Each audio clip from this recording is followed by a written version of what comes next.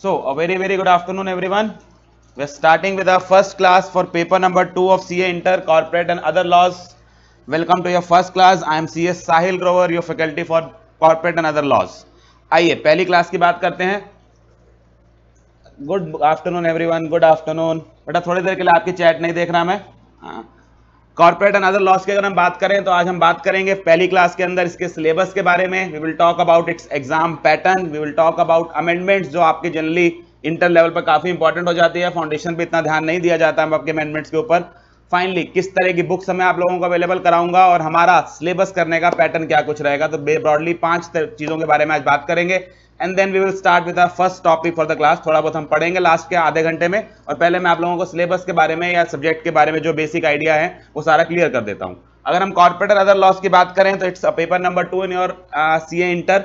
100 marks का exam है and it's a descriptive exam, लेकिन it is one of those exams जहां CA inter में आपके एमसीक्यूज आते हैं.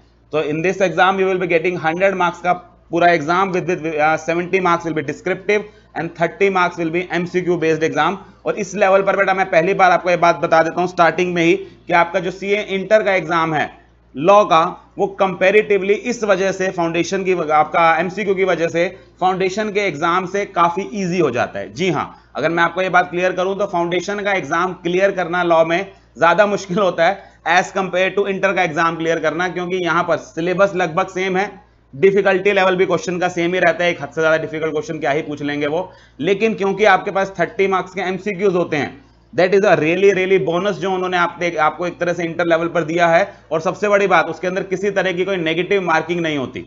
तो वो स्टूडेंट्स बेटा जिन्होंने फाउंडेशन का एग्जाम, आप लोगों के कुछ समय में रिजल्ट्स आ जाएंगे, आपका फाउंडेशन का एग्जाम अगर आप क्लियर कर लेते हैं लॉ का तो आप मान के चलिए आपने सीए के पूरे सिलेबस में जो लॉ का सबसे मुश्किल स्टैंडर्ड था कि जहां आपको 100 मार्क्स का पूरा डिस्क्रिप्टिव लिखना पड़ता है, अगर आप वो क्लियर कराए तो आपको ये लगेगा कि इंटर लेवल पर आकर और इवन फाइनल लेवल पर जाकर आपको काफी हद तक पास करने में जो ये एमसीक्यूज हैं ये हेल्प कर जाते हैं. क्योंकि हमने देखा है बच्चा जितना मर्जी बुरा अटेम्प्ट कर ले एमसीक्यूज को, अराउंड 20 मार्क्स तो एमसीक्यूज में बना ही जाता है. तो दैट एक्सटेंट आप समझेंगे 40 क्रॉस करना इजियर हो जाता है और 20 मार्क्स सीए इंटर के एग्जाम में आ जाना या किसी पेपर में आ जाना आप खुद समझते हैं कितना कोई एक तरह से बोनस ही है जो आपके हाथ में उन्होंने दे दिया. तो दैट एक्सटेंट मैं इसलिए कहता हूं कि आप लोगों का जो ये एग्जाम है paper 2 at inter level it is much easier as compare to foundation, because 2 reason MCQ हो गए और सेकेंडली अब आप लोगों को लिखना भी आ गया है. आप समझिए आज से 8 महीना पहले 9 महीना पहले जब आपने लॉ पढ़ना शुरू किया होगा, इनफैक्ट 1 साल पहले शुरू किया होगा, तब जो आपकी लॉ की नॉलेज थी, तब जो लॉ की ड्राफ्टिंग थी, तब जो लॉ को समझने में समस्याएं थी, तब जो उस समय आपकी प्रॉब्लम्स थी, शायद अब वो इंटर लेवल पर नहीं होती. तो डेट एक्सटेंट आप खुद भी इंप्रूव कर जाते हैं और शायद पेपर में जो पासिंग क्राइटेरिया है वो भी थोड़ा सा आसान हो जाता है. तो विद दिस ब्रीफ इंट्रोडक्शन कि हाँ इसके बाद हम शुरू करते हैं अपने सिलेबस के बारे में. अगर मैं सिलेबस की बात करूं तो paper number 2 corporate and other laws 2 parts में डिवाइडेड है. One is corporate law that covers 60 marks and another is other laws that covers 40 marks. ये एग्जैक्ट वेटेज है. जब मैं इनके पैटर्न की बात करता हूं तो ऑब्वियसली पेपर में चॉइस होती है, तो आपका कॉर्पोरेट लॉ अराउंड 70 तक चला जाता है और other law with choice around 50 तक चला जाता है, तो अराउंड 120 मार्क्स का एग्जाम बन जाता है विद चॉइस. तो अगर हम इसमें बात करें कॉर्पोरेट लॉ की तो कॉर्पोरेट लॉ 60 मार्क्स का जो कवरेज है that is again completely companies act 2013. Companies act 2013 यहां से कवर कराया गया है. अगर हम कंपनीज एक्ट 2013 की बात करें तो हम फाउंडेशन लेवल पर भी कंपनीज एक्ट 2013 पढ़कर आए थे. अगर मैं टोटल सेक्शंस की बात करूं तो कंपनीज एक्ट में हमारे पास टोटल 470 सेक्शंस हैं जिनको 29 चैप्टर्स में डिवाइड किया गया है. और इसमें से हमने फाउंडेशन में कितने कवर किए थे? क्या किसी को आइडिया होगा हम फाउंडेशन में कितने सेक्शंस कवर करके आए थे? इसके अंदर से हम लोगों ने बेटा फाउंडेशन में इसके कवर किए थे मात्र 10 सेक्शंस. सिर्फ 10 सेक्शंस हम लोगों ने फाउंडेशन लेवल पर कवर किए थे. इंटर लेवल पे हम लोग कितने सेक्शंस कवर करने वाले हैं? क्या बाकी बचे हुए सारे सेक्शंस हमारे सिलेबस में हैं? नहीं, अभी भी हमारा पूरा कोर्स इन्होंने सिलेबस में नहीं डाला. We will be covering from section 1 to section 148 at inter level. Section 148 तक हम लोग कॉर्पोरेट लॉस के अंदर कवर करेंगे. This in total is 10 chapters of companies act. Company act के सेक्शन आप लोग जानते हैं कि चैप्टर्स में बटे हुए हैं, तो ये टोटल 10 चैप्टर्स हमारे सिलेबस में. Again it is not even half of the corporate law जो आपको पढ़ा रहे हैं, बाकी बचा हुआ 149 से लेकर 470 सारा फाइनल लेवल पर आता है. तो इसमें एक चीज आप देख लेंगे कि जितना आप फाउंडेशन में पढ़ के आए हैं 1 से लेकर 10 सेक्शन तक, वो सारा का सारा इंटर में रिपीट होता है। तो अगेन स्टार्टिंग की जो हमारी अगर कंपनी लॉ की हम क्लासेस की बात करें तो अराउंड 6-7 क्लासेस वही फाउंडेशन रिवाइज करने में निकल जाती हैं। तो उसके अंदर मुझे सारा आपको types of companies, memorandum, articles, doctrine of ultra vires, indoor management, वो सारा कंसेप्ट दोबारा से वो इंटर में दोबारा पढ़ाते हैं। सर पूछते भी हैं उससे एग्जाम में, हाँ क्वेश्चंस भी आते हैं, ऐसा नहीं है कि क्वेश्चन नहीं आते। इंस्टीट्यूट दोबारा से इंटर लेवल पर भी 1% company, small company, not profit organisation या सेक्शन 8 कंपनीज, इनमें से क्वेश्चन पूछता है। तो डेट एक्सटेंड में ये नहीं कह सकता कि वो इंपॉर्टेंट नहीं है, इसलिए मैं स्टार्टिंग से बिल्कुल सेक्शन 1 से हम लोग इसके साथ शुरू करेंगे। अच्छा, अगर हम कॉर्पोरेट लॉ की बात करें आगे, तो हमने आपको बताया 10 चैप्टर्स हमारे सिलेबस में है, 10 चैप्टर्स ऑफ कंपनी है सेक्शन 1 से 148 तक। इसके अंदर बेटा चैप्टर 7, चैप्टर 8, चैप्टर 8, चैप्टर 9 और चैप्टर 10, ये जो चैप्टर हैं that these are sections 123 to sections 148। ये अराउंड 26 सेक्शंस हैं जो 3 चैप्टर्स बनाते हैं, चैप्टर 8, 9 और 10। ये इन द सेंस इंपॉर्टेंट इसलिए है, अलग से मैं इसलिए मेंशन इनका दे रहा हूं क्योंकि आप लोग जानते होंगे, आप लोग सीए इंटर का जो कोर्स कर रहे हैं, इससे पहले हमारे पास सीए आईपीसीसी होता था। आज से लगभग 2 या 3 साल पहले की बात करूं, इनफैक्ट अभी भी आप देखेंगे तो ओल्ड कोर्स का सिलेबस चल रहा है साथ में, ओल्ड कोर्स बच्चे बोलते रहते हैं, वो आईपीसी का एग्जाम दे रहे हैं। तो उस आईपीसी में ये वाले सेक्शंस नहीं हुआ करते थे। जब हम आईपीसी में लॉ का सिलेबस पढ़ा करते थे तो वहां पर सेक्शन 1 से लेकर 122 तक हुआ करता था। सीए इंटर के अंदर 123 से लेकर 148 तक नए ऐड किए गए। टू दैट एक्सटेंट मैं ये कहता हूं कि लॉ का सिलेबस सीए इंटर में बढ़ाया गया है। और ये 3 चैप्टर हैं कौन से? अगर आप सेक्शन 8 चैप्टर 8 की बात करें तो इट टॉक्स अबाउट डिविडेंड, ये आपका बात करता है अकाउंट्स ऑफ कंपनी के बारे में, और ये आपका बात करता है ऑडिट के बारे में, ऑडिट जो ऑडिटर्स अपॉइंट किए जाते हैं कंपनी के ऑडिट के लिए। तो ये 3 चैप्टर्स हैं, और ये 3 चैप्टर्स इस सेंस में इंपॉर्टेंट हो जाते हैं कि अपने आप में एक तो ये यूनिट है, 15 मार्क्स तक का लगभग कवर हो जाता है कंपनी एक्ट के अंदर ही। और सेकंड इसका जो बेनिफिट होता है बेटा, ये सेम टू सेम सेक्शंस आपका जो पेपर नंबर 6 है दैट इज ऑडिट, उसके अंदर दोबारा रिपीट कराते हैं। अगर मैं आईपीसी की बात करूं तो वहां क्या होता था, 122 तक लॉ में पढ़ाया जाता था, और 123 से 148 ये 3 चैप्टर्स जो हैं ये ऑडिट में पढ़ा दिए जाते थे। अब क्या हुआ है, उन्होंने यहां पर डाल दिया 123 से 148। कायदे से फिर ऑडिट में से हटा देने चाहिए थे अगर आप लॉ में पढ़ा रहे हो, उन्होंने ऑडिट के सिलेबस में एज इट इज उसको मेंटेन किया है। तो ऑडिट के सिलेबस से ये हटे नहीं है, तो आप समझेंगे टू दैट एक्सटेंट रिपीटेटिव है। ऑडिट के टीचर का काम बच जाता है क्योंकि आप ऑलरेडी लॉ में उसको पढ़ बैठे होते हो। पेपर वाले दिन भी आपका काम बच जाता है क्योंकि पहले ऑब्वियसली पेपर 2 हो जाएगा, आपके चैप्टर्स रिवाइज हो चुके होते हैं। तो सिर्फ टू सेम सर वहां कितनी वेटेज होती है, वहां भी अराउंड 15 मार्क्स की वेटेज है। तो दैट एक्सटेंट ये जो चैप्टर्स हैं ये रिपीट होते हैं। तो this is all about companies act. Total हमने 10 चैप्टर्स कवर करने हैं इसके अंदर, सेक्शंस 1 से लेकर 148 तक। नेक्स्ट अगर हम बात करें तो we are talking about other laws. Other laws की बात करें तो अदर लॉज में बेटा हमारे पास टोटल 4 यूनिट्स हैं जो हमने कवर करने हैं। दिस 40 मार्क्स का एग्जाम या 40 मार्क्स का part is consisting of 4 different units. पहला जो हमने यहां कवर करना है that is Indian contract act. Sir contract act तो हम पढ़ आए, कॉन्ट्रैक्ट एक्ट हम पूरा पढ़ के नहीं आए थे। अगर आपको पता हो तो हम फाउंडेशन लेवल पर सेक्शन 1 से लेकर 75 तक कॉन्ट्रैक्ट एक्ट का पढ़ते थे। लास्ट जो हमारा था remedies for breach of contract, वो 75 सेक्शन पर आकर खत्म हो जाता था। सेक्शन 76 से लेकर 123 तक जो सेक्शंस हैं ये कॉन्ट्रैक्ट एक्ट में है ही नहीं, क्योंकि इनको वहां से ओमिट करके सेल्स ऑफ गुड्स एक्ट बना दिया गया। सेल्स ऑफ गुड्स एक्ट भी हम फाउंडेशन में पढ़ाए थे। इसके बाद अगर मैं बात करूं तो बेटा 3 स्पेशल तरह के कॉन्ट्रैक्ट्स हैं जो कि कॉन्ट्रैक्ट एक्ट डील करता है। ये मैंने शायद आपको फाउंडेशन की स्टार्टिंग में भी बताया था। ये 3 तरह के स्पेशल कॉन्ट्रैक्ट्स हमारे फाउंडेशन के कोर्स में नहीं थे, इनको इन्होंने इंटर के कोर्स में डाला हुआ है। कौन कौन से हैं ये? These are contracts of indemnity and guarantee. These are contracts of indemnity and guarantee, section 124 to 147. Then contracts of bailment and pledge. Sir ये सब हमें नोट करना है, बिल्कुल आप एक अलग से रजिस्टर मेंटेन कर लेंगे लॉ का। हम क्लास नोट साथ साथ बनाएंगे जो पेपर वाले दिन आपको रिवाइज करने में हेल्प करेंगे। तो लगभग हर चैप्टर के नोट्स में साथ साथ बनवाता जाऊंगा। एक अलग से इज्जत से बेटा लॉ का रजिस्टर बना लीजिएगा जिसके बैक साइड पे एटलीस्ट अकाउंट्स और टैक्स शुरू ना हो जाए, तो एक अलग से इसके लिए मेंटेन कर लीजिएगा। Contracts of bailment and pledge, sections 148 to section 181। And lastly contracts of agency, sections 182 to 238। इसके बाद 239 से लेकर 266 भी इंडियन कॉन्ट्रैक्ट एक्ट में एक टाइम में हुआ करते थे, ये भी ऑमिट कर दिए गए हैं। These have been converted into partnership act, जो आप कवर कराए हैं फाउंडेशन लेवल के ऊपर। तो विद दिस अगर हम ये 3 यूनिट पूरे करेंगे तो इसके बाद हमारा इंडियन कॉन्ट्रैक्ट एक्ट पूरा जो है वो कवर हो जाता है। तो ये 3 चैप्टर हैं, बिल्कुल छोटे छोटे चैप्टर हैं, अराउंड 2-2 3-3 क्लासेस लगती हैं, तो अराउंड 10 क्लासेस में ये पूरा का पूरा कॉन्ट्रैक्ट एक्ट कंप्लीट हो जाता है। This carries 15 marks in exam, minimum 15 marks तक का आपको ये एग्जाम में मिल जाता है। द एमसीक्यू के बाद मोस्ट स्कोरिंग पोर्शन आपका, एक तो एमसीक्यूज हैं ही हैं जो बड़े आसान आते हैं, उसके अलावा जो आपके ये कॉन्ट्रैक्ट एक्ट के चैप्टर्स हैं, these are very very scoring. आप इनफैक्ट अगर मान के चलें तो 99% चांस ये होता है कि इसका क्वेश्चन बैंक जो आपको प्रोवाइड किया जाएगा उसी में से क्वेश्चन रिपीट हो जाते हैं, बिकॉज सालों से पूछते आ रहे हैं। आईपीसी में भी यही कुछ हुआ करता था, कोई लंबा चौड़ा नया क्वेश्चन नहीं बचा इनके पास। तो these are very very predictable, आपको पता चल जाता है कि लगभग वही गिने चुने क्वेश्चन है, उन्हीं में से ही कोई ना कोई आ जाता है। तो that extent these are very very easy, और हम शुरुआत भी यहीं से करेंगे, कॉन्ट्रैक्ट एक्ट से शुरुआत करेंगे, ताकि पहले आसान वाला ये पोर्शन जो स्कोरिंग पार्ट है ये खत्म हो जाए। और सेकेंडली इसमें रीजन क्या रहता है मैं आपको बताऊंगा कि जो अदर लॉज वाला पार्ट है ये सारा का सारा ऐसा पार्ट है जहां कोई अमेंडमेंट नहीं आती, बिकॉज सारे एक्ट ही आप देख रहे हैं किस जमाने के बने हुए हैं। 1872 के एक्ट में अब क्या ही अमेंडमेंट आएगी, तो इसके अंदर कोई अमेंडमेंट नहीं आती। जनरली जो अमेंडमेंट प्रोन एरिया होता है वो ये वाला होता है, और मैं अभी आपको बताऊंगा हम इसको बाद में क्यों करेंगे अमेंडमेंट्स वाले एरिया को, क्योंकि अमेंडमेंट्स किस डेट तक आपकी आएगी वो बहुत रेलेवेंट हो जाता है कि हम उस हिसाब से सिलेबस को तैयार करेंगे। तो हम शुरू करेंगे अपने अदर लॉस के साथ। पहले मैंने आपको बताया कॉन्ट्रैक्ट एक्ट, 3 चैप्टर्स हमारे पास जो कवर करना है। नेक्स्ट हमने बात करनी है इसके अंदर नेगोशिएबल इंस्ट्रूमेंट्स एक्ट की।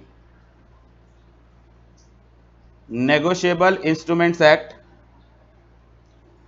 1881, again this comes in exam for around 15 marks, ये भी अराउंड 15 मार्क्स तक का एग्जाम में आता है। नेगोशिएबल इंस्ट्रूमेंट एक्ट की जब हम बात करते हैं तो बेटा इसमें किस तरह का है कोर्स में सिलेबस, तो नेगोशिएबल इंस्ट्रूमेंट के बारे में थोड़ा बहुत नॉलेज आप लोग रखते हैं। 11th-12th में आप लोग बीआर, बीपी, चेक्स, उनका एंडोर्समेंट, उनकी पार्टीज, उनका डिसऑनर, उन सबकी अकाउंटिंग पढ़ के आते हैं।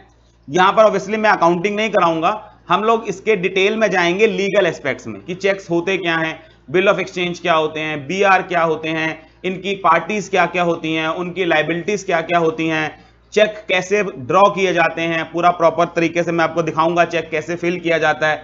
फिर चेक एक बार आप सामने वाले को दे देते हैं उसकी क्लियरिंग कैसे होती है, चेक डिसऑनर के ऊपर पनिशमेंट्स हैं वो सब क्या है, चेक की क्रॉसिंग किसको बुलाते हैं, ये सारी बातें हमारे नेगोशिएबल इंस्ट्रूमेंट एक्ट में कवर होगी। काफी प्रैक्टिकल ओरिएंटेड एक्ट है, आप प्रैक्टिकली देखते हैं सारा दिन लाइफ में होते हुए चेक्स वगैरह, बैंक्स में दे के आते हैं उसको पेमेंट के लिए, उसके बाद बैंक की उसकी क्या वर्किंग रहती है, चेक डिसऑनर हो जाए तो क्या कुछ लीगल रेमेडीज हैं, सारा कुछ इसके अंदर कवर्ड है। तो दिस इज अनदर पार्ट जो हमारे साथ कवर्ड होता है अदर लॉज में।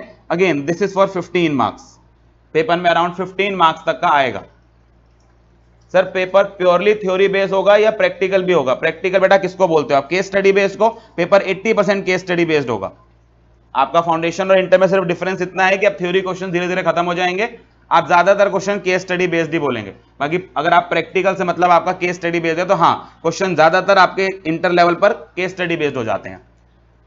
थर्ड एक्ट जो हमारे पास आता है that is general clauses act. General clauses act 1897, और इसी के साथ एक चौथा टॉपिक है that is interpretation of statutes, deeds and documents. This is all जो हमारा पूरा कोर्स है। अगर हम इन दोनों की बात करें तो ये दोनों मिला के अराउंड 15 मार्क्स के आते हैं। सर आपने वेटेज तो लगभग 45 मार्क्स की बता दी, अब बोला 40 रहे, वो उस वजह से आ गया कि आपका जो 45 का वो जो चॉइस आएगी उसके अराउंड 45-48 तक ही चला जाता है। अच्छा, जनरल क्लॉजेज एक्ट और interpretation of statute, deeds and documents की हम बात करें तो ये किस तरह के एक्ट हैं? ये एक्ट बेटा यूज होते हैं जनरली, अगर जो थर्ड है वो जनरल क्लॉजेज एक्ट है और जो चौथा है वो एक्ट नहीं है, वो कुछ रूल्स हैं, कोर्ट की तरफ से ले डाउन रूल्स हैं, इसलिए आप देख रहे होंगे उसके अंदर एक्ट का नाम नहीं लिखा हुआ। Those are interpretation of statute, deeds and documents. ये है क्या, हल्का सा ब्रीफ आइडिया ले लेते हैं, पढ़ना तो हमने आगे है ही। तो इसमें क्या कुछ होगा, हमने फाउंडेशन पे या पहली क्लासेस में शायद संचित सर ने भी आपसे डिस्कस कर ही लिया होगा कि हमारा इंडिया में जो स्टेट है वो 3 ऑर्गन्स में डिवाइडेड होता है। आप लोगों ने सुना होगा, एक हमारे पास लेजिस्लेचर होता है, एग्जीक्यूटिव होता है और जुडिशरी होती है। एक लॉ बनाता है, एक उसको एग्जीक्यूट कराता है, और जुडिशरी का काम उसको इंटरप्रेट करना होता है। और जब मैं बोलता हूं जुडिशरी का काम इंटरप्रेट करना होता है, बेटा वहां पर जनरली ये वाले जनरल क्लॉजेज एक्ट और interpretation of statutes, deeds and documents का रोल शुरू होता है। बेसिकली जनरल क्लॉजेज एक्ट का पर्पस क्या है? जनरल क्लॉजेज एक्ट का पर्पस ये है कि आपने कई एक्ट्स पढ़े, कॉन्ट्रैक्ट एक्ट पढ़ लिया आपने, पार्टनरशिप पढ़ लिया आपने, सेल्स ऑफ गुड्स पढ़ लिया आपने, एलएलपी लगभग पूरा पढ़ लिया आपने, कंपनी का भी इंट्रोडक्शन ले लिया। ऑलमोस्ट 5 एक्ट से तो एटलीस्ट फेमिलियर हैं ही, अगर आपने ग्रेजुएशन वगैरह में कुछ और ना पढ़ा हो तो ये 5 एक्ट तो एटलीस्ट हर बच्चा जानता ही है। इन सब 5 एक्ट्स में आपने एक चीज कॉमन देखी होगी, हर एक्ट को शुरू करने से पहले या स्टार्टिंग के सेक्शंस में 2 में 3 में जनरली आपको डेफिनेशंस मिली थी। अगर हम कॉन्ट्रैक्ट एक्ट की बात करें तो वहां offer, acceptance, consideration, valid agreement या कॉन्ट्रैक्ट, वॉइड एग्रीमेंट, वॉइडेबल, ये सब था। अगर हम सेल्स ऑफ गुड्स में चले जाएं तो वो गुड्स, प्रॉपर्टी, इंसॉल्वेंट, इस तरह के वर्ड्स की डेफिनेशन थी। पार्टनरशिप एक्ट में हमारे पास डेफिनेशंस थी। इन सब डेफिनेशंस का अगर आपने रोल देखा था तो पर्पस ये था कि उस एक्ट को पढ़ते समय अगर कहीं पर भी वो वर्ड दोबारा आता था, मान लीजिए ऑफर वर्ड कहीं आता था, कंसीडरेशन वर्ड कहीं आता था, तो आप ये समझ जाते थे कि सर इसकी डेफिनेशन हमने इस सेक्शन से उठानी है, यानी कि सेक्शन 2 से उठानी है और वो एक्ट के अंदर लगा देनी है। लेकिन कई वर्ड्स बेटा इन एक्ट में ऐसे भी आए जो डिफाइंड नहीं थे, यानी कि प्रैक्टिकली अगर आप देखें तो कितनी एक डेफिनेशन ही थी इनके अंदर। कॉन्ट्रैक्ट एक्ट की बात करें तो हार्डली 10 डेफिनेशन थी। पार्टनरशिप एक्ट में हम गए तो 5 डेफिनेशन थी। क्या सिर्फ 10 या 5 वर्ड ही ऐसे थे कॉन्ट्रैक्ट एक्ट के अंदर जिनका मीनिंग हमें जानने की जरूरत थी? उसके अंदर कुछ वर्ड्स आए जैसे official gazette, central government, state government, year, property, month. अब इनके बेटा अलग अलग मीनिंग हो सकते हैं, लेकिन आप लोगों ने ये मीनिंग हमसे पूछे ही नहीं।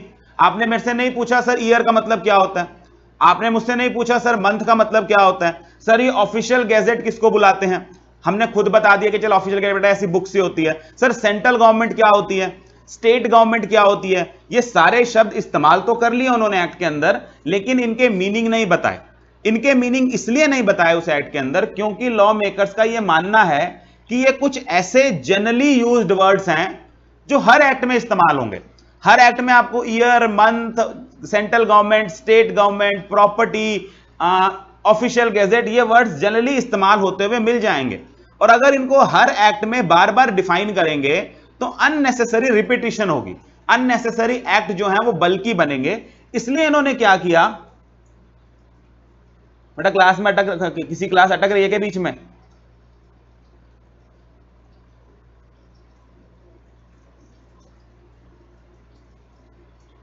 ओहो, तो सबके साथ अब भी अटक रही है कि चल रही है? इतनी बुरी हालत है कि बंद कर दें कि चल रहा है काम? कई बार क्योंकि नेट का कोई इशू आ जाता है बीच में।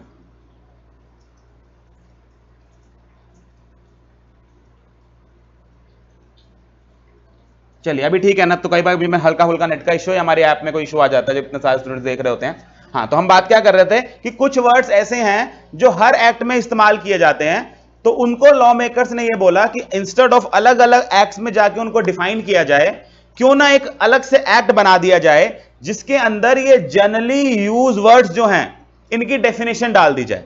तो इनको उसने एक्ट का नाम दिया जनरल क्लॉजेज एक्ट। आप नाम से समझ पा रहे होंगे, ऐसी वर्ड्स जो जनरली, या ऐसे लीगल क्लॉजेस जो जनरली हर एक्ट को पढ़ते समय जरूरत होती है। तो एक तो आपको जनरल क्लॉजेस एक्ट में खूब सारी डेफिनेशंस मिलेंगी, ऐसे वर्ड्स की जो आप समझेंगे कि हाँ ये हर जगह इस्तेमाल कर सकते हैं। जैसे मैं आपको कुछ एग्जांपल दूं तो government, central government, state government, year, month, property, official gazette, ये सारे डेफिनेशन जो कॉमन यूज होने वाले वर्ड्स हैं इनकी डेफिनेशंस मिलेंगी।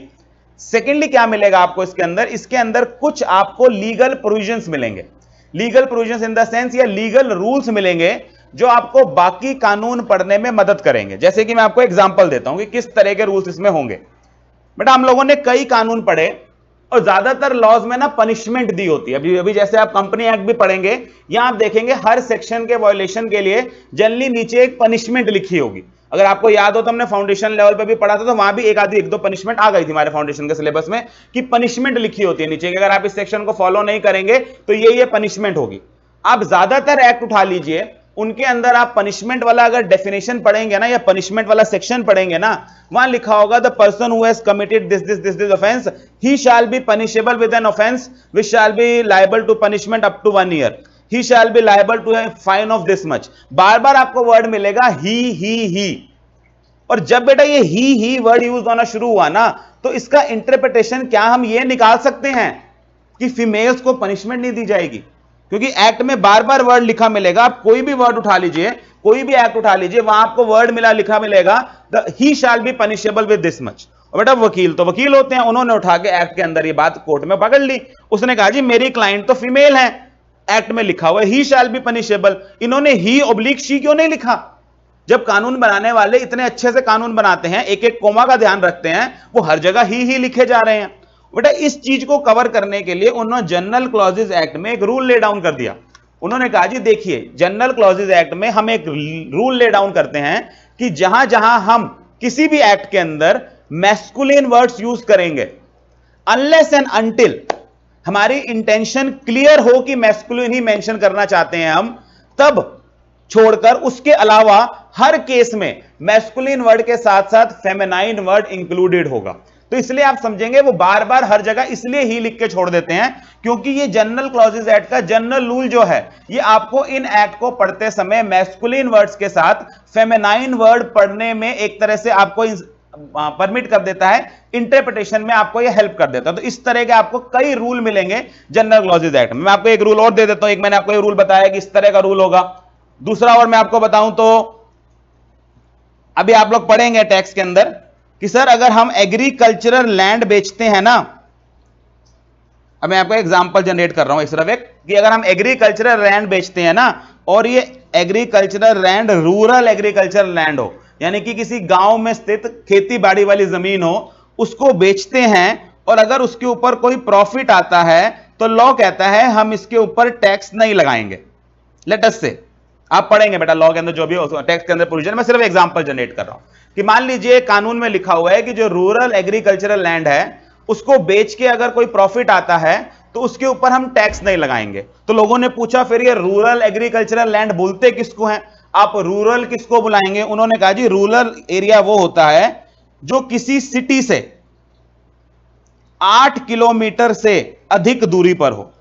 यानी कि अगर आप किसी शहर में, जहां पर मान लीजिए हम कहते हैं कि कोई भी ऐसा शहर जहां पर एटलीस्ट 5 लाख लोगों की पॉपुलेशन है, कोई भी सिटी है, उससे 8 किलोमीटर के एरिया के आसपास जो भी एरिया होगा उसको रूरल नहीं मानेंगे, क्योंकि जनरली बेटा वहां सिटी वाला इंफ्रास्ट्रक्चर पहुंच ही जाता है। जैसे दिल्ली के आसपास कई सारे छोटे छोटे गांव हैं 8 किलोमीटर के अंदर अंदर, लेकिन वो गांव थोड़ी ना है, कहने को बस गांव में फैसिलिटीज तो सारी हैं। तो उन्होंने कहा जी उसको रूरल नहीं मानेंगे, उससे दूर जो होगा उसको हम रूरल मान लेंगे। मैंने कहा अच्छी बात है। अब सवाल ये उठा ये 8 किलोमीटर मेजर कैसे किया जाए, इसमें मेरा इंटरप्रिटेशन का सवाल उठ के आएगा कि जनरल क्लॉजेज एक्ट ने कैसे मदद करी। मैं अगर आपसे पूछूं कि बेटा एक शहर है और आपने दिल्ली से उसका डिस्टेंस मेजर करना है, एक एरिया है जो हम चेक कर रहे हैं वो रूरल है कि नहीं है, और आपको मैंने रूल भी बता दिया कि 8 किलोमीटर फ्रॉम दिल्ली से अगर वो दूर है तो हम ये कहेंगे कि वो रूरल है, तो उसको मैं रूरल बुला सकता हूं। यानी कि वो किसी भी सिटी से 8 किलोमीटर के अंदर अंदर नहीं आता तो हम उसको रूरल बुला देंगे कि हाँ वो तुम रूरल एरिया हो, तुम्हारे यहां जो जमीन है उसको हम नहीं करेंगे। अभी 8 किलोमीटर में कैसे मेजर करूं, क्या क्या तरीका है इसको मेजर करने का? सर एक सिंपल सा तरीका तो वही है कि अगर आप बाय रोड जाते हैं तो देखो आपका गाड़ी का स्पीडोमीटर कितना दिखाता है। क्या ये एक सही तरीका है डिस्टेंस मेजर करने का? या सर एयरलाइन का से उड़ने का डिस्टेंस मेजर करें, इसका ट्रेन से जाने का डिस्टेंस मेजर करें, इसका किस तरह से डिस्टेंस मेजर करें, ये 8 किलोमीटर कैसे होगा? सर इसमें कोई मुश्किल काम थोड़ी ना है, हम गूगल उठाएंगे उसका रास्ता देख लेंगे। बेटा वो भी करेक्ट तरीका नहीं है, क्योंकि शायद ये दिल्ली के पास तो 8 किलोमीटर में आपको बस से ट्रेन से सेम ही रास्ता दिखा दे, लेकिन अगर मान लीजिए आप किसी हिली एरिया में चले गए, वहां आपको ये चीज रियलाइज होगी कि सर हम लोग क्या करते हैं, हम लोग यहां से देख के ना ऊपर देखते हैं वो मेरा घर है, डिस्टेंस अगर हम देखें हम कहते हैं तो बड़ा पास दिख रहा है, लेकिन जब आप जाना शुरू करते हैं ना बाय रोड तो आपको पहाड़ के आसपास ऐसे ऐसे ऐसे ऐसे घुमाते ऊपर लेके जाता है, वहां जाके आपको पता चलता है ओहो गाड़ी तो 20 किलोमीटर चल गई, तो क्या मैं उस डिस्टेंस को 20 किलोमीटर मान लूं? और बेटा इसी जगह को इंटरप्रेट करने के लिए जनरल क्लॉजेज एक्ट ने फिर प्रोविजन डाला। उन्होंने क्या कहा जी जब भी किसी दो प्लेसेस के बीच में डिस्टेंस मेजर करना हो तो उसको मैप पे प्लॉट करके उनके बीच में स्ट्रेट लाइन डिफरेंस मेजर करिए। दैट इज द तरीका जो आपको मेजर करना है। अगर आपने देखना है कि 8 किलोमीटर वो दूर है कि नहीं, तो सड़क, गूगल मैप, ट्रेन, हवाई जहाज वो तरीका नहीं है। उसका तरीका क्या है सर, आप मैप पे दोनों को प्लॉट कर लीजिए एक कागज के ऊपर, और फिर देखिए उनके बीच में जो डिस्टेंस है वो कितना होता है। This is the straight line distance जो हमें मेजर करना है। और आप समझते हैं बेटा, अगर आप पहाड़ों पे ये मेजर करें तो ये स्ट्रेट लाइन डिस्टेंस बहुत कम आएगा, लेकिन अगर आप रोड से डिस्टेंस मेजर करेंगे तो ज्यादा आएगा। तो इस तरह के जो प्रोविजंस हैं, ये रूल्स कैसे बनाए जाते हैं, किसे पढ़े जाते हैं इन चीजों को, ये सारे कई सारे रूल्स हैं, अराउंड 20-25 रूल्स हैं जो आपको जनरल क्लॉजेज एक्ट में पढ़ाएगा, वो हमने कवर करने हैं। तो मैंने सिर्फ एक आइडिया दिया कि जनरल क्लॉजेज एक्ट है किस तरह का। और लास्टली हमने बात करनी है बिल्कुल इससे मिलती जुलती चीज ही, जो है interpretation of statute, deeds and documents. इसमें क्या होगा, इसमें अगेन जुडिशरी की तरफ से बेटा over a period of time कानूनों को पढ़ने के लिए कई सारे रूल्स ले डाउन किए गए हैं। वो कोई पार्लियामेंट के ले डाउन रूल्स नहीं है, कोई एक्ट नहीं है, क्योंकि जुडिशरी रोज रोज कानून पढ़ती थी, रोज रोज कानूनों का इंटरप्रिटेशन निकालती थी, ट्रू मीनिंग निकालती थी। उन्होंने अपनी गाइडेंस के लिए कुछ कानूनों को पढ़ने का तरीका भी बताया हुआ है। जैसे मैं अगर मैं आपसे बात करूं, जो एटलीस्ट मेरे स्टूडेंट जिन्होंने फाउंडेशन में पढ़ा है, मैंने उनके साथ एक रूल डिस्कस किया था, एडजस्टम जनरिस। याद है बेटा किसी को? एडजस्टम जनरिस का हमने एक रूल पढ़ा था। कहां पढ़ा था, जो बाकी बच्चे भी बता सकते हैं, क्या सुना हुआ है आपने ये नाम?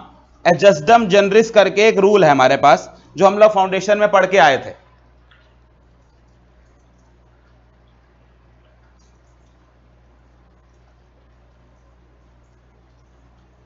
एडजस्टम बेटा जितना का भी यस आ रहा है, ये सब मेरे अपने स्टूडेंट है, मैं नाम से पहचान गया इन लोगों को। एडजस्टम जनरिस का रूल क्या था?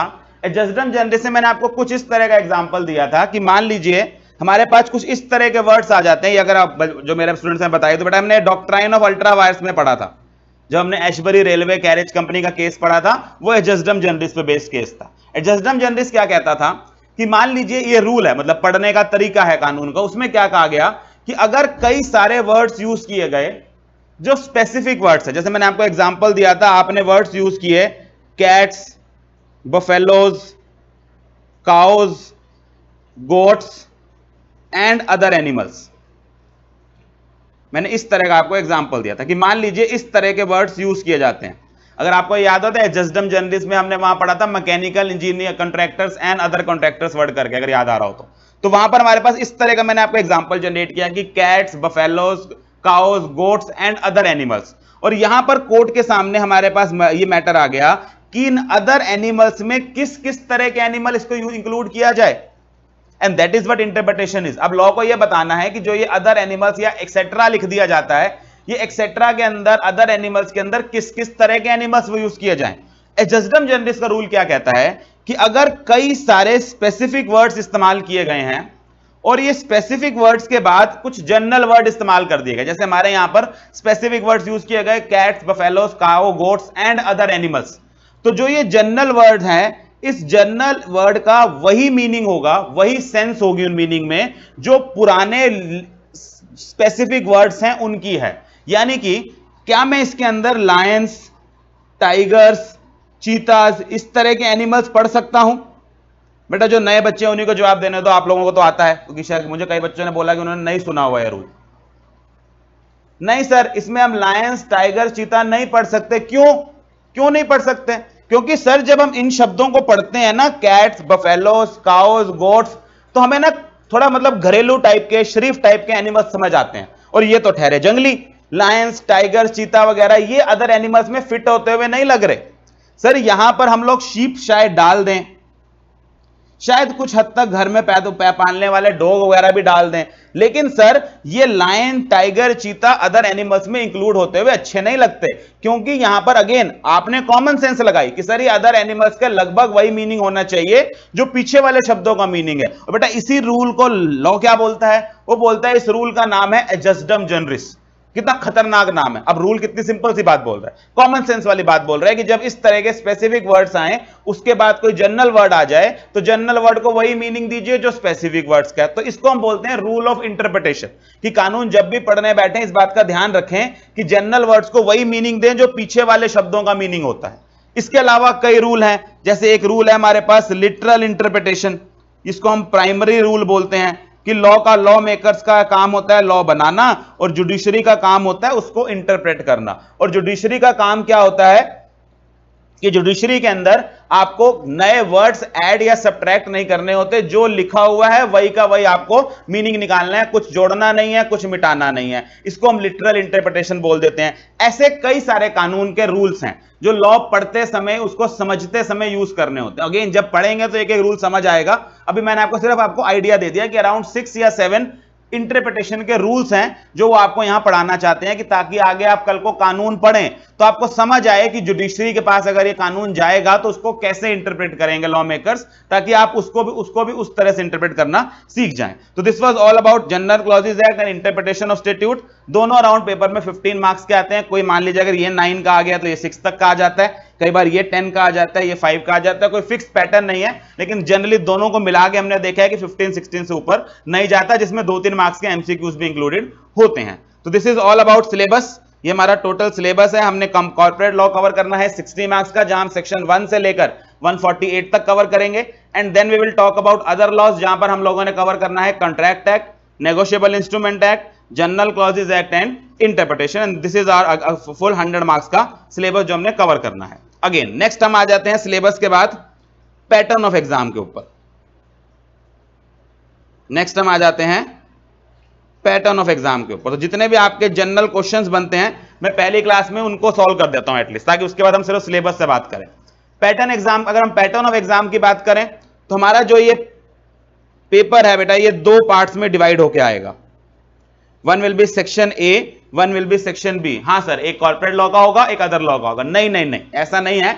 सेक्शन ए और सेक्शन बी क्या है? सेक्शन ए होगा आपका 30 मार्क्स का, which will be MCQs, and section B होगा आपका 70 मार्क्स का, which will be descriptive exam. Other laws और कंपनी लॉ के बेटा क्वेश्चन मिक्स्ड होंगे, उसके लिए कोई अलग डिफरेंस नहीं किया जाएगा, ये अलग, ये मिक्स्ड होंगे, इसके लिए सेक्शन नहीं बना गया। अच्छा, जो सेक्शन ए आपको दिया जाएगा इसका एक अलग क्वेश्चन पेपर आएगा और सेक्शन बी का अलग क्वेश्चन पेपर दिया जाएगा, सिंगल क्वेश्चन पेपर नहीं होता। सेक्शन ए का एक अलग क्वेश्चन पेपर आएगा, इसके लिए आपको साथ में एक अलग से ओएमआर शीट मिलेगी। तो आप इसके लिए क्या करेंगे, 30 मार्क्स का जो ये है इसको आप ओएमआर शीट पे आंसर करेंगे, ओएमआर शीट वापस की जाएगी, क्वेश्चन पेपर भी वापस ले लिया जाएगा। जैसे आप लोग फाउंडेशन में देख के आए कि सर एमसीक्यूज वाले क्वेश्चन पेपर वापस ले लिए जाते हैं। और सेक्शन बी के लिए आपको नॉर्मल शीट मिलेगी और एक अलग क्वेश्चन पेपर मिलेगा जो आपको आंसर करना है। दोनों का मिला के टाइम 3 घंटे रहेगा।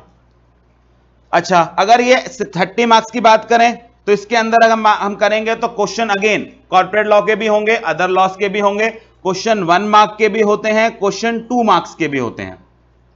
तो जनरली 30 क्वेश्चन नहीं होते हैं, अराउंड 20 क्वेश्चंस होते हैं जनरली, हमने जो देखा है 10 क्वेश्चन जहां तक हमने देखे हैं वो 2 मार्क्स के हो जाते हैं, कई बार 10 क्वेश्चन 1 मार्क्स के हो जाते हैं। तो इस तरह का हो जाता है। कई बार 5 क्वेश्चंस होते हैं जो 2 मार्क्स के होते हैं, बाकी 1 मार्क का होता है। तो कोई फिक्स्ड नहीं है, लेकिन हाँ 2 मार्क्स के क्वेश्चन भी होते हैं, 1 मार्क का क्वेश्चन भी होता है। थोड़ा सा जो ट्रिकी एमसीक्यू होता है वो 2 मार्क्स का कर देते हैं, वो थोड़ा सा जो बिल्कुल स्ट्रेट फॉरवर्ड होता है वो 1 मार्क का होता है। लेकिन ब्रॉडली हमने देखा है कि ऑन इजियर साइड रहते हैं। अगर मैं इनको मार्क करूं इजी, एवरेज और टफ में, तो एमसीक्यू ज्यादातर आसान होते हैं, मुश्किल नहीं होता। एक आधा तो ऑब्वियसली थोड़ा बहुत ट्रिकी आता ही है, वो आप मान के चलो। इसलिए बच्चे को मान के चलता हूं कि अगर वो बिल्कुल बेसिक तैयारी करके भी जाए तो 30 में से अराउंड 20 तो मिनिमम वो बना ही लेता है, उससे ऊपर तो कोई लिमिट नहीं है। कई बच्चे पूरे 30 भी बना लेते हैं, कोई ऐसे मुश्किल नहीं आते हैं। तो दिस इज वन थिंग।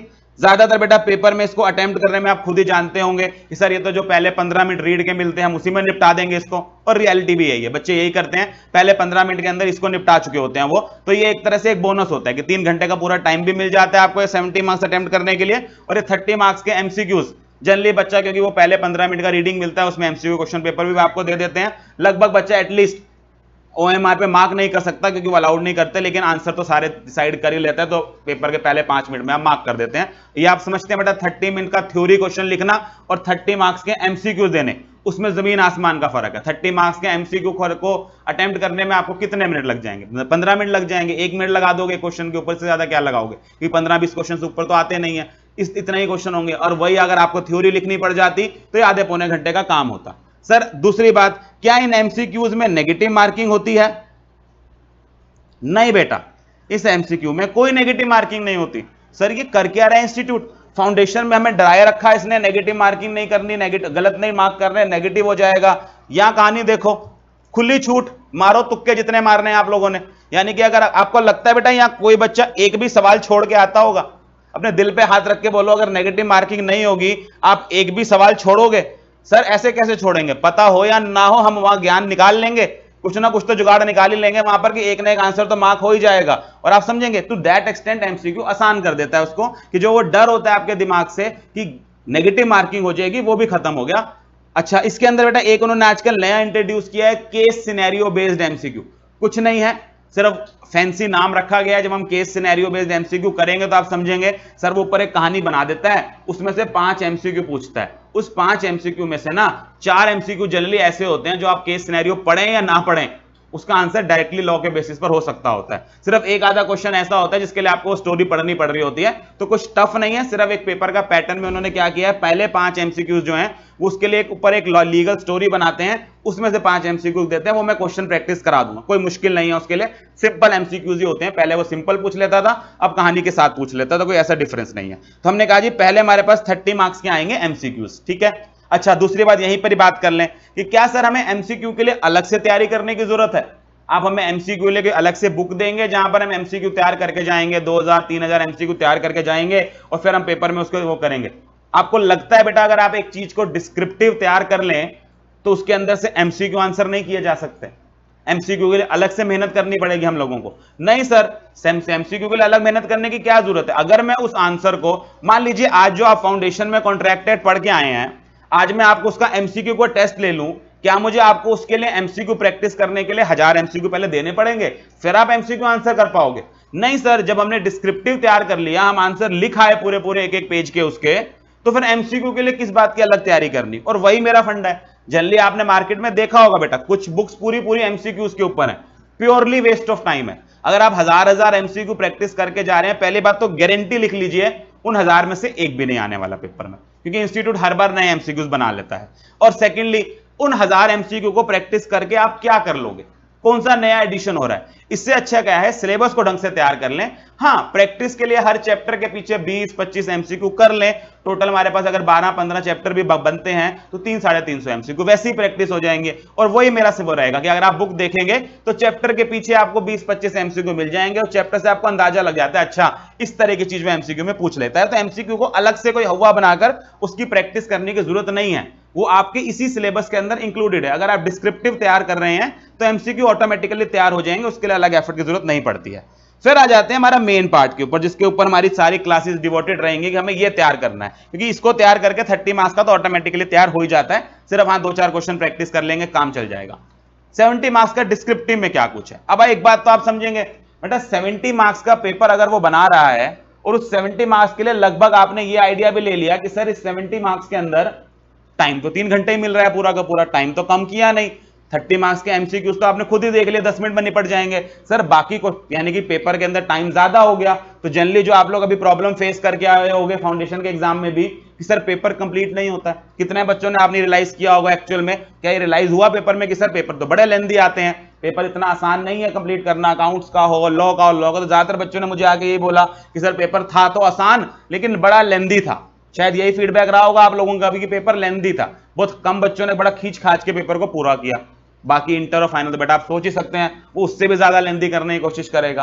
तो अब प्रॉब्लम यह है कि 70 मार्क्स का पेपर है, उसको वो 3 घंटे का कैसे बनाए? अब आप देखिए अपने इंस्टीट्यूट की हरकतें, उसने किस तरह से इसका पैटर्न तय किया। उसने क्या किया, उस 70 मार्क्स को भी वो इतना लंबा कर लेता है कि आपसे 3 घंटे में पूरा नहीं होता वो। देखिए पैटर्न क्या है, पैटर्न क्या है इसके अंदर, हमारे पास इन 70 मार्क्स के लिए 5 क्वेश्चन आएंगे, जिसमें से एनी 4 आपको अटेम्प्ट करने हैं। 5 क्वेश्चंस आएंगे, सॉरी 5 क्वेश्चंस आएंगे जिसमें से क्वेश्चन 1 कंपलसरी है और बाकी बचे हुए 4 क्वेश्चंस में से एनी 3 आपको अटेम्प्ट करने हैं। यह पैटर्न होता है। हां सर, लगभग फाउंडेशन वाला ही हो गया ना कि पहला क्वेश्चन कंपलसरी होता है, पहला क्वेश्चन कंपलसरी होता है, उसके बाद जो बचे हुए क्वेश्चन हैं उनमें से कोई भी 3 क्वेश्चन हमें अटेम्प्ट करने होते हैं। अच्छा, अब पहला क्वेश्चन की अगर मैं बात करूं, फर्स्ट क्वेश्चन, अब यहां बेटा इंस्टीट्यूट ने कोई पता नहीं अलग ही तरह की इन्वेंशन करी है। पहला क्वेश्चन हमारे पेपर में आता है 19 मार्क्स का। सर 19 मार्क्स का, 15 के सुने थे, 12 के सुने थे, 16 के सुने थे, 20 के, 19 मार्क्स का क्वेश्चन कौन सा क्वेश्चन होता है? इंस्टीट्यूट का पैटर्न है बेटा। वो पहला क्वेश्चन बनाता है आपका 19 मार्क्स का, और इस 19 मार्क्स के क्वेश्चन में सब पार्ट्स होते हैं। सब पार्ट्स कैसे होते हैं? सर 6 का होता है, 6 का होता है, 3 का होता है, 4 का होता है। ये हमने देखा है आता हुआ। उन्होंने एक बार तो 5 बनाए, 4 4 4 4 3। इसके बाद उन्होंने एक पेपर लिया, उसमें बनाए 5 5 5 और 4, और इस 4 में बेटा 4 क्वेश्चन पूछ लिए एक एक नंबर के। सर चल क्या रहा है ये पहला कंपलसरी क्वेश्चन अगर आप देखें तो 1 2 3 और 4 बेटा साथ में, ये 7 पार्ट बने पड़े हैं उसके अंदर, एक एक नंबर के 4 क्वेश्चन, उसको उसने डी पार्ट दे दिया, और उसके बाद 3 क्वेश्चन 5 5 मार्क्स के। या वो इस तरह से पूछ लेता है, या वो इस तरह से पूछ लेता है, और ये कंपलसरी क्वेश्चन है। जल्दी वो करने की कोशिश क्या करता है इसमें? सर वो पांचों एक्ट से एक एक सवाल डालने की कोशिश करता है कि बच्चा जो कुछ छोड़ के आया हो एक तो यहीं कट जाए उसका। तो सर बाकी बचे यहां पर 19 तो ये कट गए, मतलब पहला क्वेश्चन हो गया हमारा। उसके बाद एनी 3 क्वेश्चंस अटेम्प्ट करने हैं, किसमें से? रिमेनिंग 4 क्वेश्चंस में से। अब ये 4 क्वेश्चंस कितने मार्क्स के होंगे बेटा? एक क्वेश्चन होता है 17 मार्क्स का। ओ माय गॉड, कैसे अजीब अजीब पैटर्न है सर। 17 मार्क्स का क्वेश्चन होता है, जिसमें से आप कोई 3 अटेम्प्ट करते हैं। 51 मार्क्स का ये हो गया, 19 मार्क्स का ये हो गया बेटा। 70 मार्क्स का पेपर ऐसे अटेम्प्ट किया जाता है बेटा। बड़ा सोच के बनाया गया पैटर्न है, पता नहीं क्या, मैंने पहली बार देखा है 1917 मार्क्स के क्वेश्चन, लेकिन पेपर में यही आते हैं। तो 19 मार्क्स का क्वेश्चन होता है, उसके बाद 4 क्वेश्चन मिलते हैं आपको जो कि 17 मार्क्स ईच के होते हैं, जिसके अंदर से एनी 3 अटेम्प्ट करने होते हैं। अब आप यहां भी इंस्टीट्यूट की हरकत देखें सर, क्वेश्चन 2 3 4 5 जनरली पैटर्न क्या रहता है? 5 4 4 4, और बेटा ये 4 जनरली 2+2 होता है। फिर हमारे पास क्वेश्चन आता है 3 3 2 2 4 3। ये एक पैटर्न है जो जनरली एक क्वेश्चन में बनाता है किसी ना किसी में वो। फिर वो एक पैटर्न बनाता है 6 2 2 4 3। ये पैटर्न बना हुआ देखा है हमने पेपर के अंदर। नेक्स्ट हमने क्वेश्चन देखे हैं 2 1 3 4 4 3, और इस 3 के साथ एक इंटरनल चॉइस 3। सर क्या चला रहे हो, ये चल क्या रहा है? ये बेटा पेपर में भी यही चल रहा होता है। इसमें बेसिकली मैं आपको दिखाना क्या चाह रहा हूं कि सर कहने को तो ये 4 क्वेश्चन है, लेकिन इन 4 में से करने भी 3 अटेम्प्ट हैं। इन 3 क्वेश्चनों की जरा हालत देखो आप। सर इसमें 6 नंबर का क्वेश्चन भी होता है, इसमें 2 नंबर का क्वेश्चन भी होता है, इसमें कई बार 1 नंबर का क्वेश्चन भी आ जाता है, कई बार 5 का भी आ जाता है। तो मैं बेसिकली बताना क्या चाह रहा था आपको कि सर अगर आप पैटर्न की बात करो ना, तो 1 नंबर के क्वेश्चन से लेकर 6 नंबर तक के हर मार्क्स के क्वेश्चन वो पूछ सकता है आपसे। इससे अब प्रॉब्लम क्या हो जाती है कि सर हमें यह नहीं पता वो पेपर में छोटी सी डेफिनेशन पूछ ले, एक छोटा सा पॉइंट पूछ ले, या पूरे का पूरा सेक्शन पूछ ले। तो हमें टू दैट एक्सटेंट तैयारी बड़ी स्ट्रांग रखनी पड़ती है, क्योंकि फाउंडेशन में आपको एक एटलीस्ट आइडिया होता था कि सर क्वेश्चन आएगा तो मिनिमम 4 मार्क्स का आएगा, उसमें थोड़ा ना एक छोटी सी 1 मार्क की डेफिनेशन पूछ लेगा। यहां इस तरह का पैटर्न है। तो इंस्टीट्यूट ने अगर यहां आपको छूट दी कि भैया एमसीक्यू ले लो, तो यहां वो टाइट हो गया। वो कह रहा है फिर मैं आप छोटी छोटी बातें भी पूछूंगा। और यहां प्रॉब्लम क्या है, जो ऊपर ऊपर से एक लॉ पढ़ा जाता था ना, वो रोकना पड़ेगा अब हमें लॉ के डेप्थ में छलांग मारनी पड़ेगी। सर छोटी छोटी बातें पकड़ लें, ये ना हो कि वो सिर्फ पेनल्टी वाला सेक्शन ही 1 नंबर में पूछ जाए, ये ना हो कि वो एक छोटी सी डेफिनेशन 2 नंबर में पूछ जाए। ओवरऑल सेक्शन में तो सर हम बच जाते थे कि नहीं भी आती चलो छोड़ो आधा नंबर काट लेगा। अब प्रॉब्लम क्या है सर, एक तो 1 मार्क्स के एमसीक्यूज, वहां छोटी छोटी बातें, और आप पैटर्न भी बता रहे हो कि उसमें 2 मार्क्स भी आता है, उसमें 3 मार्क्स भी आता है, उसमें 1 मार्क्स भी आता है। तो छोटी छोटी बातों पर ज्यादा ध्यान देना। इनफैक्ट बेटा इंस्टीट्यूट ने over a period of time बड़े क्वेश्चन पूछने बंद ही कर दिए हैं। वो आपसे 6 मार्क्स के क्वेश्चन कम से कम पूछता है। 6 मार्क्स का क्वेश्चन भी होता है तो उसको 3 के 2 पार्ट में बना देता है। छोटी बात पूछता है, बिल्कुल जैसे कहते हैं ना माइन्यूट बात, आपको आती है तो सही है, नहीं आती तो गलत है। यानी कि आप इसमें आप जनरल बात नहीं लिख पाएंगे। तो इसमें पेपर में फायदा यह है कि अगर तैयारी अच्छी है, चीज आती है, तो मार्क्स कटने का कोई स्कोप नहीं। 2 नंबर के पेपर क्वेश्चन है बेटा, वो क्या काटेगा? आपने डेफिनेशन लिखी है तो 2 पूरे देगा, 1 नंबर में उसने कुछ पूछा है तो 1 नंबर पूरा देगा, 3 नंबर में उसने कोई प्रोविजन पूछा है तो 3 नंबर देगा। 6 में चॉइस होती है ना कि 6 में उसे 5 दे दे, 2 में से 1 तो नहीं दे पाएगा, 2 में से तो 2 ही देगा वो आपको। तो दैट एक्सटेंट ये स्कोरिंग हो जाता है। रिस्क क्या बढ़ जाता है कि सर अगर वो छोटी चीज ना आती हुई तो फिर वो सीधा गया, फिर कोई चारा नहीं है उसके अंदर, वो वाली बात है। तो टू दैट एक्सटेंट हमारी तैयारी जो इसके अंदर है वो छोटी छोटी बातों पर रहेगी कि पेनल्टीज, प्रोविजन, लिमिट्स, ये सब हम याद रखते फिरें। तो ये हो गया हमारा पैटर्न। कि 17 मार्क्स के 3 क्वेश्चन अटेम्प्ट करने हैं और एक ओवरऑल क्वेश्चन हमने 19 मार्क्स का अटेम्प्ट करना है। तो चलिए पैटर्न वाली बात खत्म हुई हमारी। चलिए अब इससे पहले हम सिलेबस शुरू करें, दो छोटी छोटी बातें और कवर कर लेते हैं। बुक्स का क्या सिनेरियो है सर? बेटा एक तो आईसीआई का मटेरियल आता है आपके पास, ज्यादातर बच्चे पढ़ते नहीं है, फाउंडेशन में भी काफी कम बच्चे ही पढ़ते हैं। हमारी जो बुक्स मिलेंगे आपको उसमें क्या मिलेगा, मैं आपको 3 बुक्स दूंगा। एक होगी अदर लॉस की बुक, जिसमें ऑब्वियसली वो चारों के चारों एक्ट जो हमने पीछे कवर किए वो पूरे के पूरे कंप्लीट होंगे। This is part 1 of the book, इसलिए पार्ट 1 नाम से आएगी आपके पास। उसके बाद कंपनीज एक्ट की बेटा 2 बुक्स आएंगे आपके पास। कंपनी एक्ट का एक आएगा पार्ट 2A, एक आएगा कंपनीज एक्ट का पार्ट 2B। कुछ नहीं है, सिर्फ जो सिलेबस है उसको मैंने आपकी कन्वीनियंस के लिए कि मोटी बुक ना कैरी करनी पड़े 2 पार्ट में डिवाइड कर दिया है। 5 चैप्टर्स यहां कवर्ड हैं, 5 चैप्टर कंपनी एक्ट के यहां कवर्ड, टोटल 10 चैप्टर हैं। तो हमने आधे आधे बांट लिए हैं कि 2 यूनिट 4 यूनिट में बांटता हूं मैं इसको, तो 2 यूनिट यहां कवर्ड है, 2 यूनिट यहां कवर्ड है। 5 चैप्टर पहली बुक में और 5 चैप्टर सेकंड में। अच्छा इसके अलावा क्वेश्चन बैंक, अगेन बेटा जिन बच्चों ने फाउंडेशन में मेरे से कवर किया था तो आपको पता होगा एक क्वेश्चन बैंक नाम की चीज दी गई थी। ईमानदारी से बताएंगे कितने बच्चों ने क्वेश्चन बैंक पढ़ा था और कितने बच्चों को ये लगा कि हां सर पेपर तो क्वेश्चन बैंक से ही आता है। क्वेश्चन बैंक पूरा कंप्लीट किया था। और ये भी बेटा जो नए बच्चे हैं उनको भी बता दें कि क्या क्वेश्चन बैंक से पेपर आता है। क्या आपको पता चलता है क्वेश्चन बैंक बिल्कुल लगभग वैसे ही पेपर आता है सर? 80% पेपर सेम आता है, जितना मर्जी मुश्किल हो जाए उन क्वेश्चन बैंक से बाहर से नहीं आता पेपर, क्वेश्चन बैंक से ही आता है। अब मेरे जो बेटा फीडबैक बच्चों से रहा, जनरली मैंने फाउंडेशन के बाद कई बच्चों से बात करते हैं, उसमें एक प्रॉब्लम जो मैंने स्टूडेंट्स के साथ देखी कि सर वो बुक्स तो पढ़ लेते हैं, क्लासेस भी देख लेते हैं, समझ भी सब आ जाता है, चैप्टर भी तैयार कर लेते हैं, लेकिन चैप्टर तैयार करके उस समय उसके क्वेश्चंस नहीं पढ़ते हैं। रियलिटी ये है सर। बच्चा क्या करता है, एक दिन उसके अंदर से अंतरात्मा जागती है, वो एक दिन जागता कहता है कि आज मैं क्वेश्चन बैंक की तैयारी करूंगा, फिर वो क्वेश्चन बैंक खोलता है, तब तक एक्ट के प्रोविजन साफ होते हैं। तो जिस दिन वो एक्ट पढ़ रहा होता है उस दिन क्वेश्चन बैंक नहीं पढ़ता, जिस दिन क्वेश्चन बैंक पढ़ता है उस दिन उसको एक्ट का आता पता नहीं होता। तो इस प्रॉब्लम को सॉल्व करने के लिए मैंने क्या किया, इस बार मैंने क्वेश्चन बैंक की किताब हटा दी, क्वेश्चन बैंक को मैंने इन्हीं के साथ ही इंक्लूड कर दिया। तो अब जैसे जैसे चैप्टर कंप्लीट होता जाएगा उसी चैप्टर के साथ साथ उसके proper questions with proper solution, जैसा क्वेश्चन बैंक होता है हमारा फाउंडेशन का, आपको चैप्टर के साथ ही 10-10 12-12 क्वेश्चंस लगे हुए मिल जाएंगे और पूरा यूनिट कंप्लीट होने पर उसके एंड में 20-25 क्वेश्चन और मिल जाएंगे। इससे क्या होगा कि जब आप पढ़ रहे होंगे साथ साथ क्वेश्चंस भी आपके कवर होते चले जाएंगे। मैं ये नहीं चाहता कि आप क्वेश्चन बैंक पर अलग से मेहनत करें, तो वो जो टाइम होता है कि हम क्वेश्चन बैंक के लिए अलग से टाइम स्पेयर करें, उसको अवॉइड करने के लिए इन्हीं बुक्स के अंदर क्वेश्चन बैंक इंक्लूडेड है। हां मार्केट में बेटा सेल होने के लिए क्वेश्चन बैंक अलग से आता है, वो आप स्टूडेंट्स को जो कोचिंग ले रहे हैं उनको ये अवेलेबल नहीं कराया जाता, क्योंकि आपके लिए बुक्स में ही इंक्लूडेड है। कोई अलग से खरीदना चाहता है तो उसके लिए हमारे पास अलग से होता है। क्वेश्चन बैंक है, इसलिए ये मत मानिएगा क्वेश्चन बैंक वेबसाइट पर बच्चा देखता है कि सर क्वेश्चन बैंक तो लिखा हुआ है यहाँ इंटर का, वो उन स्टूडेंट्स के लिए जो अलग से लेना चाहते हैं। आप लोगों को जो बुक्स मिलेंगी उनके कवर पेज पे क्लियरली लिखा होगा क्वेश्चन बैंक इंक्लूडेड, तो क्वेश्चन बैंक पूरा का पूरा इसके अंदर इंक्लूडेड होगा।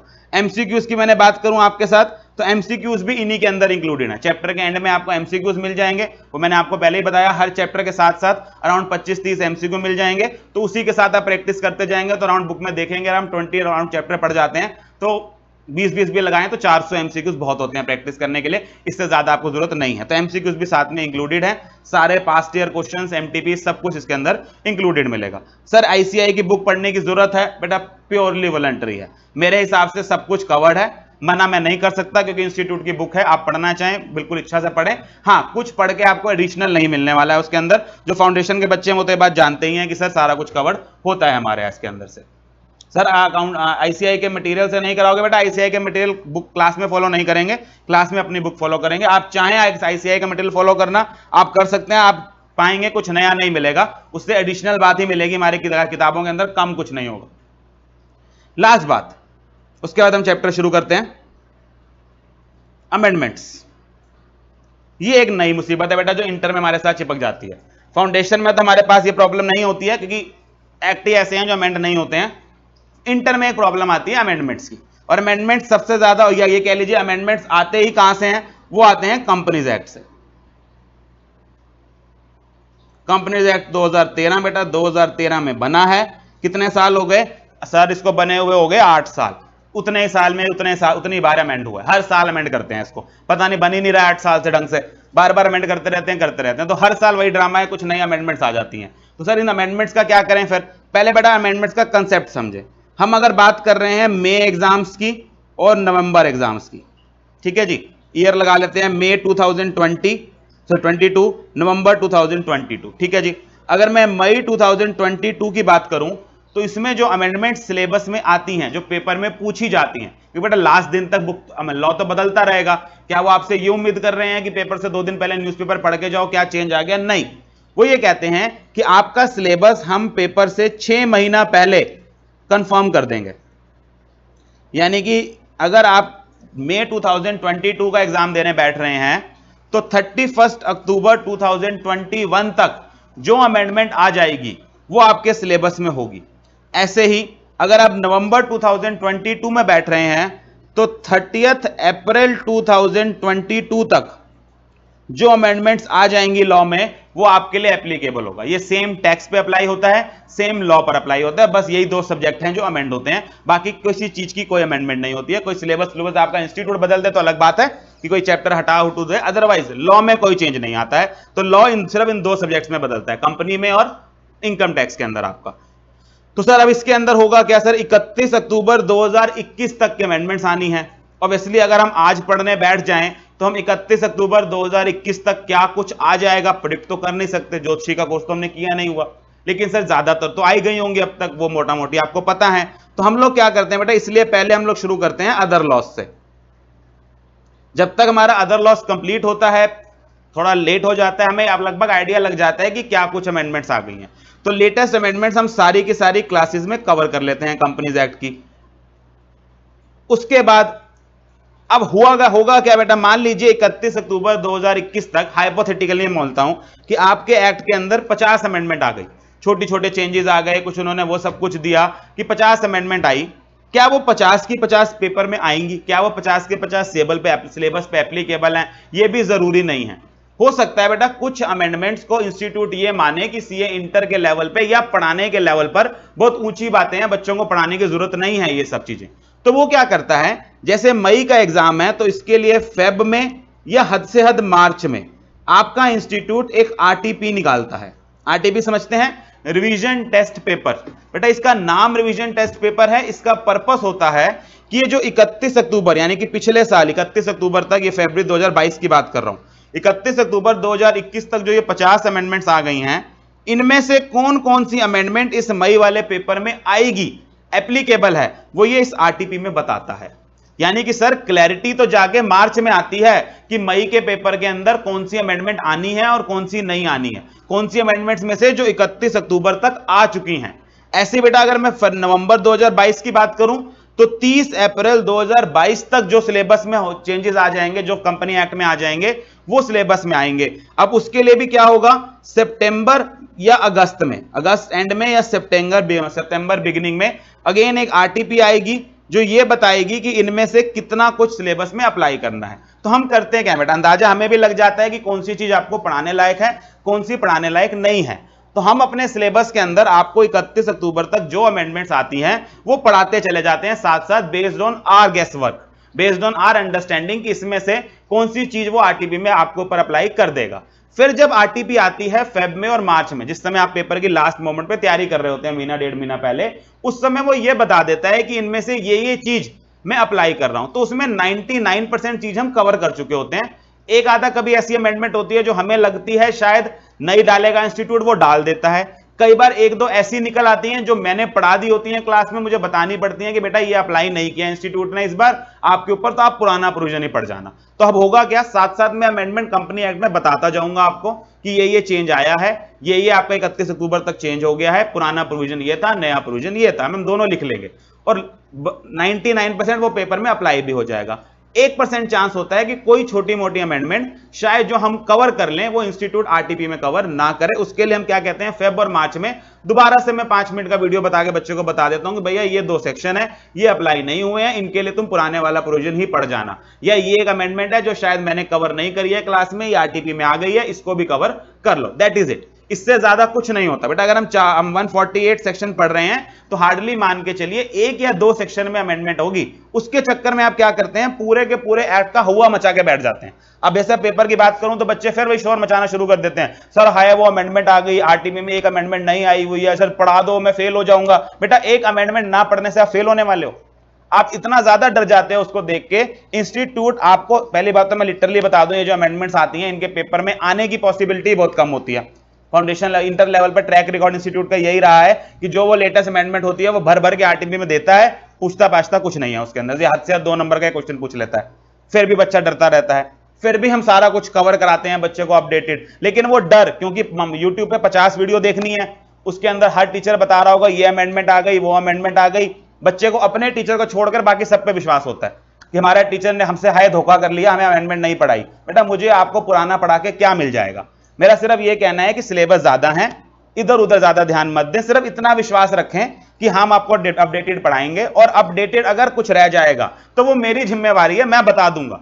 इसलिए इतना परेशान मत होएं कि हाय कुछ पुराना पढ़ा लिया, क्यों पुराना पढ़ाऊंगा, मुझे क्या शौक है पुराना पढ़ाने का, मुझे क्या मिल जाएगा आपको पुराना पढ़ा के? तो ये हमारा अमेंडमेंट्स का सिनेरियो, क्योंकि बच्चा मुझे लास्ट तक अमेंडमेंट के लिए जान खा जाता है कि सर वो 2 सेक्शन अमेंड हो गए, वो 2 सेक्शन बता दो। मैं उससे कहता हूं बाकी 146 पढ़ लिए, नहीं सर पहले वो 2 बताओ ना, तब 146 पढ़ूंगा। उसका लॉजिक है, आप उतना तो पढ़ें जितना पढ़ाया गया, अमेंडमेंट हमारी जिम्मेवारी, वो हम देंगे, ज्यादातर साथ साथ कवर हो जाएगी, बाकी लास्ट में वीडियो आती है, वो लास्ट में वीडियो में आपको अवेलेबल करा दी जाएगी। तो कोई लंबा चौड़ा अमेंडमेंट का डरने की जरूरत नहीं है। और सबसे बड़ी बात बेटा, इंटर के एग्जाम के अंदर अमेंडमेंट आएगी भी सही तो 2 से 3 नंबर के लिए आएगी, और बहुत मोटी अमेंडमेंट कोई आएगी जो कोई टीचर मिस नहीं करता। छोटी छोटी जो बातें हैं वो नहीं आती अमेंडमेंट्स के अंदर, जनरली पेपर के अंदर पूछी नहीं जाती। तो this was all about introduction, हमने सारी बातें इसके अंदर कवर कर ली। हमने बात की सिलेबस क्या है, हमने एग्जाम के पैटर्न की बात करी, पैटर्न क्या है, बुक्स मैंने आपको बता दी क्या कुछ मिलेंगे। अदर लॉ की बुक आपको पहले मिल जाएगी क्योंकि हम अदर लॉ से स्टार्ट करने जा रहे हैं। उसके बाद आपको कंपनी एक्ट पार्ट 2A और 2B जैसे जैसे सिलेबस चलता जाएगा साथ साथ मिलती जाएंगी। तो एक साथ नहीं आएंगी बुक्स, जिनको कुरियर से भी आ रही हैं उनके पास ही एक एक करके ही आएंगी, क्योंकि मैं खुद सप्लाई पीछे से एक एक कर रहा हूं अकेडमी को। तो अदर लॉस की बुक जाएगी, जब तक मैं कंपनी एक्ट 2A बनाऊंगा तो उसमें जो लेटेस्ट उस दिन तक अमेंडमेंट आ जाएगी वो डाल दूंगा, वो आप तक पहुंच जाएगी। उसके बाद 2B तक जब तक हम पहुंचेंगे तब तक बुक के अंदर और टाइम बीत चुका होगा, जो उस दिन तक की अमेंडमेंट होगी वो भी सारी कवर हो जाएंगी। जान पूछ के मैं लेट करता हूं किताब को, ताकि हम 31 अक्टूबर के जितने पास तक पहुंचते जाएं बुक देते समय उतना आसान हो, ताकि मैं उतनी ज्यादा अमेंडमेंट्स बुक के अंदर कवर कर सकूं। तो सबसे पहले आपको अदर लॉज मिलेगी, और हम पहले स्टार्टिंग शुरू भी अदर लॉ से करेंगे क्योंकि इसमें कोई चेंज नहीं आने वाला। तो मैं अदर लॉज की बात करूं तो we will start with contract act, हम कॉन्ट्रैक्ट एक्ट से बात करेंगे। अर्ली बैच में मेरा टारगेट ये होगा कि हम कॉन्ट्रैक्ट एक्ट कंप्लीट करें, डिपेंडिंग अपॉन रिजल्ट कब है, डिपेंडिंग अपॉन कितना टाइम है हमारे पास। हम उसके बाद नेगोशिएबल या जनरल क्लॉजेस, नेगोशिएबल में जनरली 6 क्लासेस लग जाती हैं, और उसके बाद जो हमारे जनरल क्लॉजेस हैं उसके अंदर 2 क्लासेस का टॉपिक है। तो डिपेंडिंग अपॉन कितना टाइम बचा है, कॉन्ट्रैक्ट के अराउंड हम 12 क्लासेस लेंगे। उसके अलावा अगर टाइम बचेगा तो मैं आपको नेगोशिएबल करा दूंगा रिजल्ट से पहले, अदरवाइज मैं आपको क्या कराऊंगा, जनरल क्लॉजेस कराऊंगा, और रिजल्ट के बाद बेटा हम कंपनी एक्ट से शुरू कर देंगे। तो this will be the flow, depending upon आगे टाइम देखते हैं रिजल्ट्स की डेट क्या आती है। कॉन्ट्रैक्ट तो करना ही करना है, 12 लेक्चर्स हमने। उसके बाद टाइम लगा कि हाँ अच्छा लेट कर दिया इंस्टीट्यूट ने तो 6 क्लासेस और ले लेंगे नेगोशिएबल की, वो भी कंप्लीट कर लेंगे। अगर लगा टाइम नहीं है तो जनरल क्लॉजेस एक्ट 2 क्लासेस वाला मैं आपको कंप्लीट करा दूंगा। तो इट विल इधर भी कॉन्ट्रैक्ट और जनरल क्लॉजेस, और इट विल बी इधर भी कॉन्ट्रैक्ट और नेगोशिएबल इंस्ट्रूमेंट एक्ट जो मुझे आपके साथ कवर करना है। अच्छा, क्लासेस का शेड्यूल जो आपको दिया गया बेटा, शेड्यूल दिया गया है आपको रेगुलर आपको बताया गया होगा लॉ की क्लास है। फ्रेंकली मैं बता दूं मुझे रेगुलर की जरूरत होती नहीं है, क्योंकि इतने क्लासेस नहीं लगने वाली हैं। अगर मैं टोटल आपको बताऊं तो अराउंड हमारा 55 से 60 क्लास में कंप्लीट हो जाता है। अगर मैं रेगुलर लेता रहा तो हम रिजल्ट से पहले लगभग 80% कोर्स अपना निपटाए बैठे होंगे। तो ना मुझे रिजल्ट के बाद ना उससे पहले रेगुलर जरूरत होती है। तो इसमें जनरली आप देखेंगे वीक के अंदर होंगी 4 क्लासेस ही। तो मैं आपको बता दूंगा आने वाले दिनों में कि नीड के हिसाब से, क्योंकि ये स्लॉट खाली होता है, कोई लेकर राजी नहीं होता दोपहर को 2 बजे सोते हुए बच्चों के साथ क्लास, तो मुझे दे दिए जाते हैं सोते हुए बच्चे कि सर आपकी इच्छा है 5 दिन लेनी है 5 दिन ले लो, 6 दिन लेनी है 6 दिन ले लो, 7 दिन लेनी है 7 दिन ले लो। तो इतनी जरूरत नहीं होती है क्लासेस की, तो उस हिसाब से जब जितनी जरूरत पड़ेगी मैं आपको बता दूंगा। स्टार्टिंग के अभी हम कोशिश करेंगे कि रेगुलर लेके 12 क्लासेस के अंदर एटलीस्ट अपना कॉन्ट्रैक्ट एड कंप्लीट कर लें, आप 15 नंबर का करने लायक बने। चलिए शुरू करते हैं विद दिस, अपने कॉन्ट्रैक्ट एड के सिलेबस को। कॉन्ट्रैक्ट एड की अगर हम बात करें तो पहला टॉपिक जो हमने इसके अंदर कवर करना है that is bailment and pledge.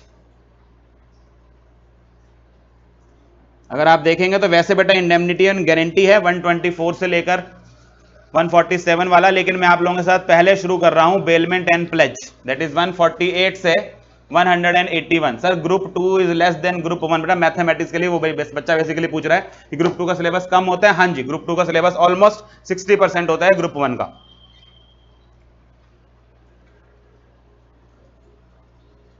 बच्चा इसलिए फर्स्ट ग्रुप देखने के बाद डर जाता है कि 2 ग्रुप नहीं दे पाऊंगा, बेटा सेकंड ग्रुप डबल नहीं होता है, बहुत कम सिलेबस होता है। सर चार्ट्स, बेटा इंटर के चार्ट्स अभी पूरी तरह अवेलेबल नहीं है, जैसे जैसे अवेलेबल होते जाएंगे, मैं कुछ कमिट नहीं कर रहा हूं। 100% चार्ट जितने मैं क्योंकि उसको टूटा फूटा बनाना नहीं चाहता, मैं चाहता हूं वो बने तो फाउंडेशन जैसे बने, फिर जिसमें सब कुछ हो, अदरवाइज ना बने क्लास नोट ही ठीक है। तो मैं उसमें बना रहा हूं, मोस्ट प्रॉब्ली अदर लॉस के तो बन ही जाएंगे जब तक आपके एग्जाम आएंगे। बेलमेंट एंड प्लेज, आइए शुरू करते हैं। सर सारे 75 सेक्शन जरूरी हैं कॉन्ट्रैक्ट एक्ट में? हाँ जी, कौन सा 75 सेक्शन जरूरी है कॉन्ट्रैक्ट एक्ट में? पुराने पढ़े हुए? बेटा पुराने पढ़े हुए मैं मान के चल रहा हूं, एजम्पशन ले रहा हूं आप लोगों को आते होंगे, मुझे लंबी चौड़ी नॉलेज की जरूरत है नहीं उसकी, मैं मान के चल रहा हूं आपको सेक्शन 1 से 75 आते होंगे, ये मेरी प्रिजम्पशन है और आपकी भी अपनी प्रिजम्पशन में मान के चलेंगे हमें आते हैं। बाकी जितना आप आते हैं आपको आते हैं, जितना मुझे मालूम है आप लोगों को कितना याद है, तो उसको साइड रख देते हैं, जहां जहां जरूरत पड़ेगी थोड़ा बहुत रिवाइज करा दूंगा उस सेक्शन को। एज सच कोई लंबा चौड़ा यूज नहीं होने वाला है इसके अंदर, आगे की बातें हैं धीरे धीरे बिना उसके नॉलेज के भी समझ आ जाती है। इतना मैं मान के चलता हूं कि offer, acceptance, consideration, free consent, ये शब्द क्या होते हैं इतना तो एटलीस्ट याद होता ही है बच्चे को। तो बेलमेंट एंड प्लेज से शुरू करते हैं, सेक्शन 148 डेफिनेशन से शुरू करते हैं। आइए एक रजिस्टर लगा लेंगे आप, डेफिनेशन साथ साथ कवर करेंगे, और ये जो नोट्स हैं ये आपको पेपर के टाइम काफी काम आएंगे रिवाइज करने के लिए। तो अगर हम इसकी डेफिनेशन की बात करें बेटा, इस डेफिनेशन को मैं एक डायग्रामेटिक फॉर्म में आपके सामने प्रेजेंट करता हूं, ये साथ साथ बनाएं आप। बेलमेंट एंड प्लेज की हम बात करें तो बेलमेंट क्या होता है, we are starting with bailment. Bailment शब्द हमने सुना है पहले कहीं? क्या फाउंडेशन में हम इसको पढ़ के आए हैं बेलमेंट वर्ड को? कहां पढ़ा था हमने बेलमेंट शब्द? बेलमेंट शब्द हमने कहां कवर किया था? Sir sales of goods act में हमने बेलमेंट की बात करी थी, बिल्कुल सेल्स ऑफ गुड्स एक्ट में हमने बेलमेंट की बात करी थी। Risk prima facie passes with property, हाँ वहां भी हमने बेली वाली बात पढ़ी थी। तो बेलमेंट की बात हमने कई जगह पढ़ी थी। अब मैं आपको प्रैक्टिकली इसकी डेफिनेशन बताता हूं कि बेलमेंट होता क्या है। बेलमेंट क्या है? Bailment is a contract in which one party, it's a contract in which one party makes a delivery of goods to another party. एक पार्टी क्या करती है, एक दूसरी पार्टी को, अनदर पार्टी को डिलीवरी करती है। डिलीवरी किस चीज की करती है? Delivery of goods. One party makes delivery of goods to another party. क्यों करती है? For a particular purpose, for a particular purpose. ये भी बात करेंगे ये पर्पस क्या क्या हो सकते हैं। In which one party makes a delivery of goods to another party for a particular purpose upon a contract. और ये गुड्स डिलीवर करते समय कॉन्ट्रैक्ट करती हैं upon a contract, upon a contract that when purpose is accomplished, that when purpose is accomplished, जिस purpose के लिए goods दिए गए हैं जब वो पर्पस अकम्प्लिश हो जाएगा यानी कि पूरा हो जाएगा, when the purpose is accomplished, in goods को क्या किया जाएगा? इन गुड्स को रिटर्न कर दिया जाएगा। the goods shall be returned back to person delivering them।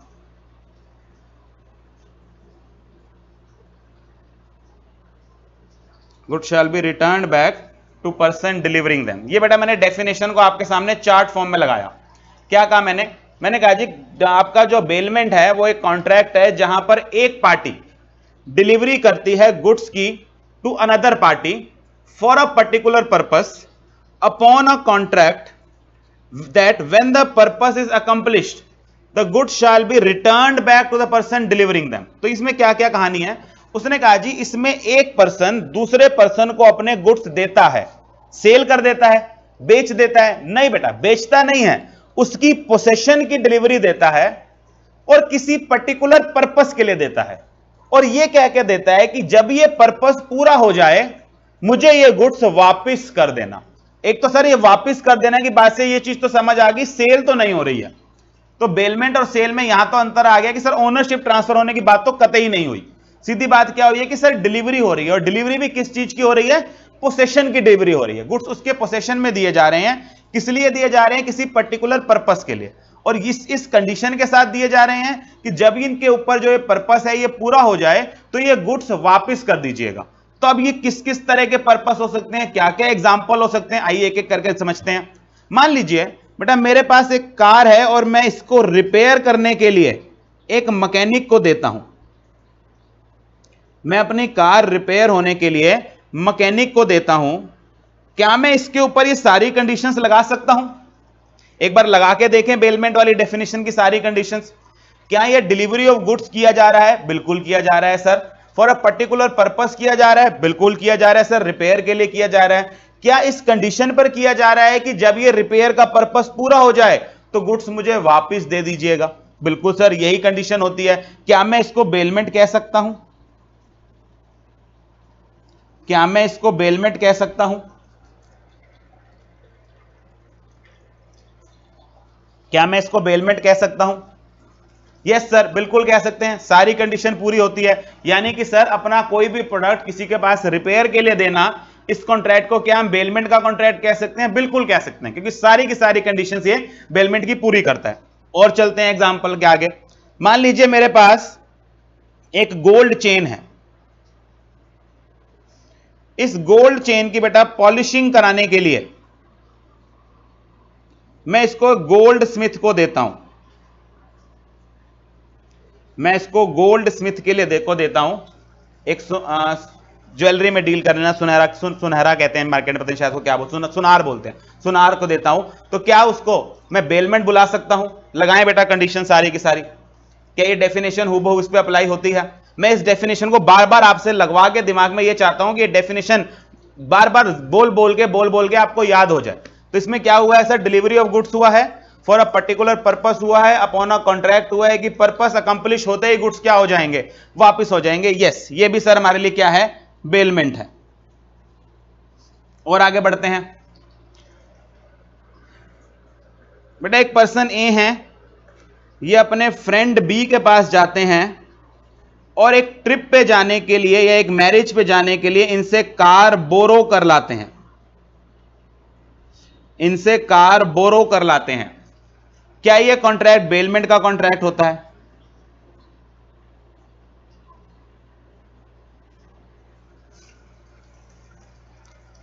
एक पर्सन ए है, अपने फ्रेंड से जाते हैं बेटा घर उनके, और उनसे गाड़ी बोरो कर लाते हैं कि मुझे मैरिज पे जाना है। क्या यह बेलमेंट का कॉन्ट्रैक्ट है?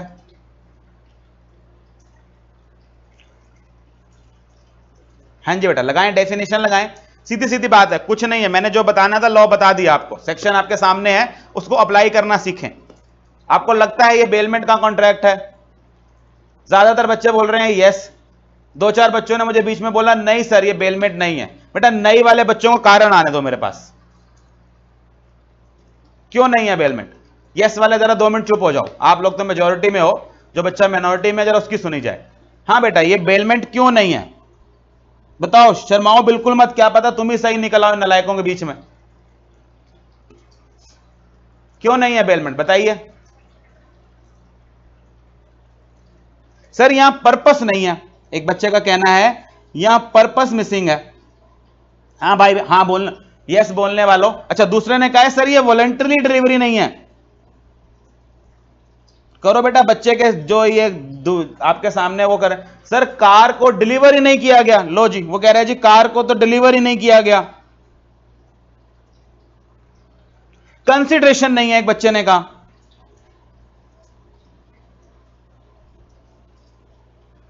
और कोई और कोई आर्गुमेंट हो?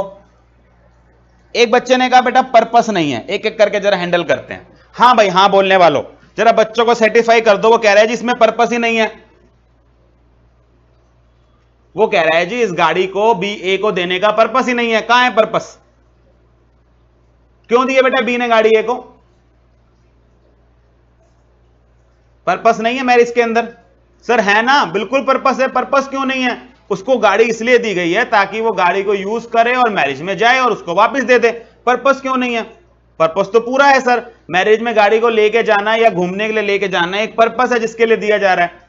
तो सर पर्पस नहीं है, इस आर्ग्यूमेंट को चलो हम रिजेक्ट कर देते हैं। बच्चे ने कहा सर पर्पस तो है, मैरिज में ले जाना बिल्कुल पर्पस है। दूसरा वो कह रहा है बेटा, एक बच्चे ने मुझे बोला कि वॉलंटरी नहीं है। जरा इसको सेटिस्फाई करो भाई, वॉलंटरी नहीं है वो कहता है।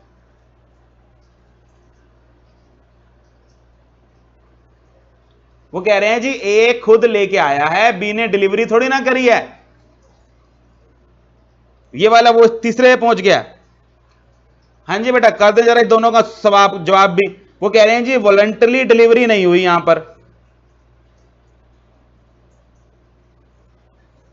वॉलंटरी डिलीवरी नहीं हुई ना। मुझे तो कोई इनवॉलंटरीनेस नहीं लग रही। मेरे घर मेरा एक मित्र आया, उसने कहा सर भाई अपनी गाड़ी दे दो। मैंने कहा ले जाओ, चाबी मैं अपने हाथ से दे रहा हूं उसको। कौन सी वॉलंटरीनेस चाहिए आपको इसके अंदर? बच्चा कह रहा है सर डिलीवरी नहीं हुई। डिलीवरी का मतलब आपको क्या लगता है मैं गाड़ी चला के उसके घर लेके जाऊंगा, तूने शादी पे जाना है, ले भाई तू गाड़ी रख मैं ऑटो से वापस चला जाता हूं? आप उसको डिलीवरी मान रहे हैं? वो मेरे घर आया, मैंने उसको चाबी पकड़ा दी, कोई दिक्कत है? वो भी तो डिलीवरी ही है। और क्या डिलीवरी? आपको क्या लगता है मैं उसके घर तक जाऊंगा, आप उसको डिलीवरी मानेंगे? बच्चा कह रहा है सर बी ने डिलीवरी थोड़ी ना करी है, गाड़ी ए के घर तक थोड़ी ना पहुंचानी थी बेटा, गाड़ी की चाबी आपने दे दी तो अपने आप में ये भी डिलीवरी है। तो यहां सारे के सारे आर्गुमेंट बेटा व्यर्थ के आर्गुमेंट हैं। This is bailment.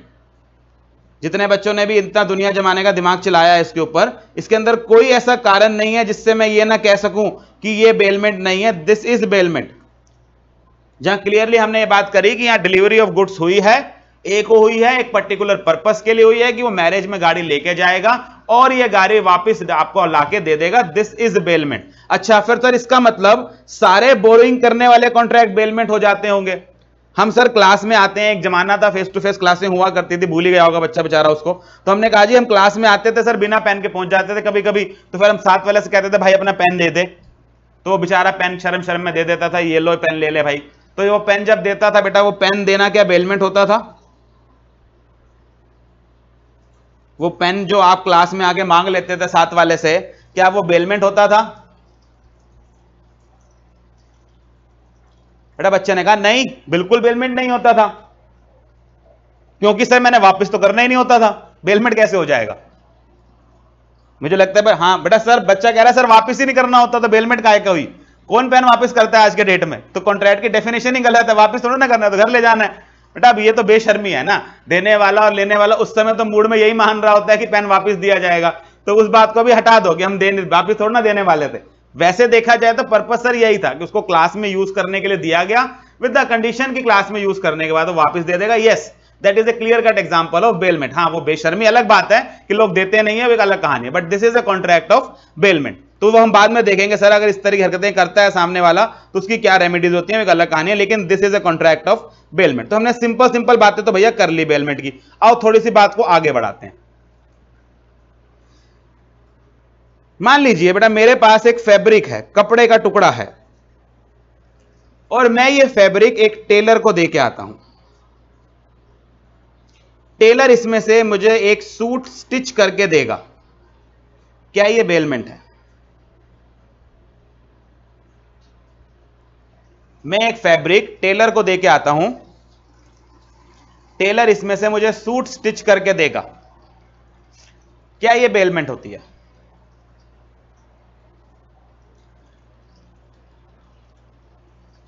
हाँ भाई जो जो नो बोल रहे हैं, नो दो नो वाले मुझे कारण बात साथ में बता दिया करो। लॉ की क्लास में बेटा खाली नो से काम चलता नहीं है। वैसे तो यस वाले बेशर्मा की तरह यस यस ठोक देते हैं, लेकिन यस वाले से मैं क्या कारण पूछूं, पूरी डेफिनेशन बता देगा। नो वाले बता दो मुझे कौन से कारण से आपने इसको नो में डाल दिया। ये नो वाले जरा मुझे कारण तो बता दो। यस वाला तो खुश है, वो कहता क्या है कारण, यस लिख दो बात ही खत्म। सर जी थोड़े ना पूछेंगे कौन कौन सी बातें पूरी होगी, हम लिख देंगे सारी पूरी हो गई। नो वाले के लिए दिक्कत है बेचारा, वो उसको लिखना पड़ रहा है, क्या क्या करूं? बेटा बच्चे ने तो कंसेप्ट ही पता नहीं इकोनॉमिक्स का घुसा दिया मेरे साथ। बिकॉज गुड्स में यूटिलिटी ऐड हो रही है। अभी यूटिलिटी क्या भला होती है? क्योंकि इको इको का कंसेप्ट होता है, शायद पढ़ते हो उसमें यूटिलिटी। बेटा मुझे ना समझ आती यूटिलिटी, सिंपल भाषा में बताओ।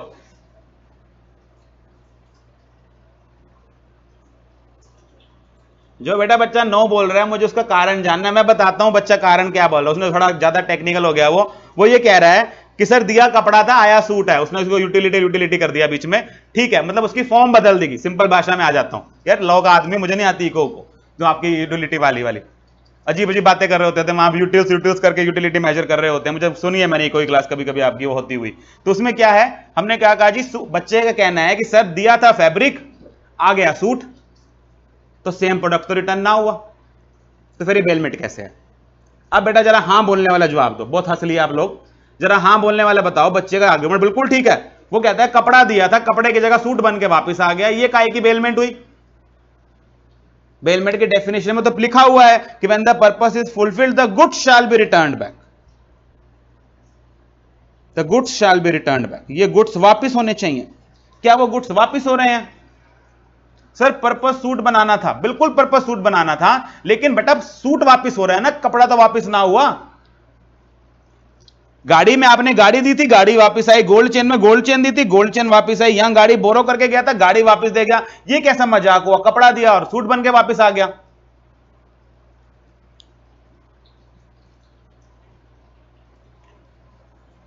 सर फैब्रिक से फैब्रिक वापस आए तो समझ आता है, फैब्रिक से सूट बन के वापस आ रहा है, ये तो फॉर्म बदल रही है चीज की। तो क्या हमारा बेलमेंट होते समय हम फॉर्म भी बदल सकते हैं। कहां कई डेफिनेशन में ये बात लिखी नहीं लिखी, क्योंकि बेटा मैंने डेफिनेशन अधूरी लिखवाई। ओ सर आपने अधूरी डेफिनेशन लिखवाई है, हमारे साथ धोखा हुआ है। तो इसमें क्या लिखे बेटा, goods shall be returned back, bracket में डाल दें, ईदर इन सेम फॉर्म,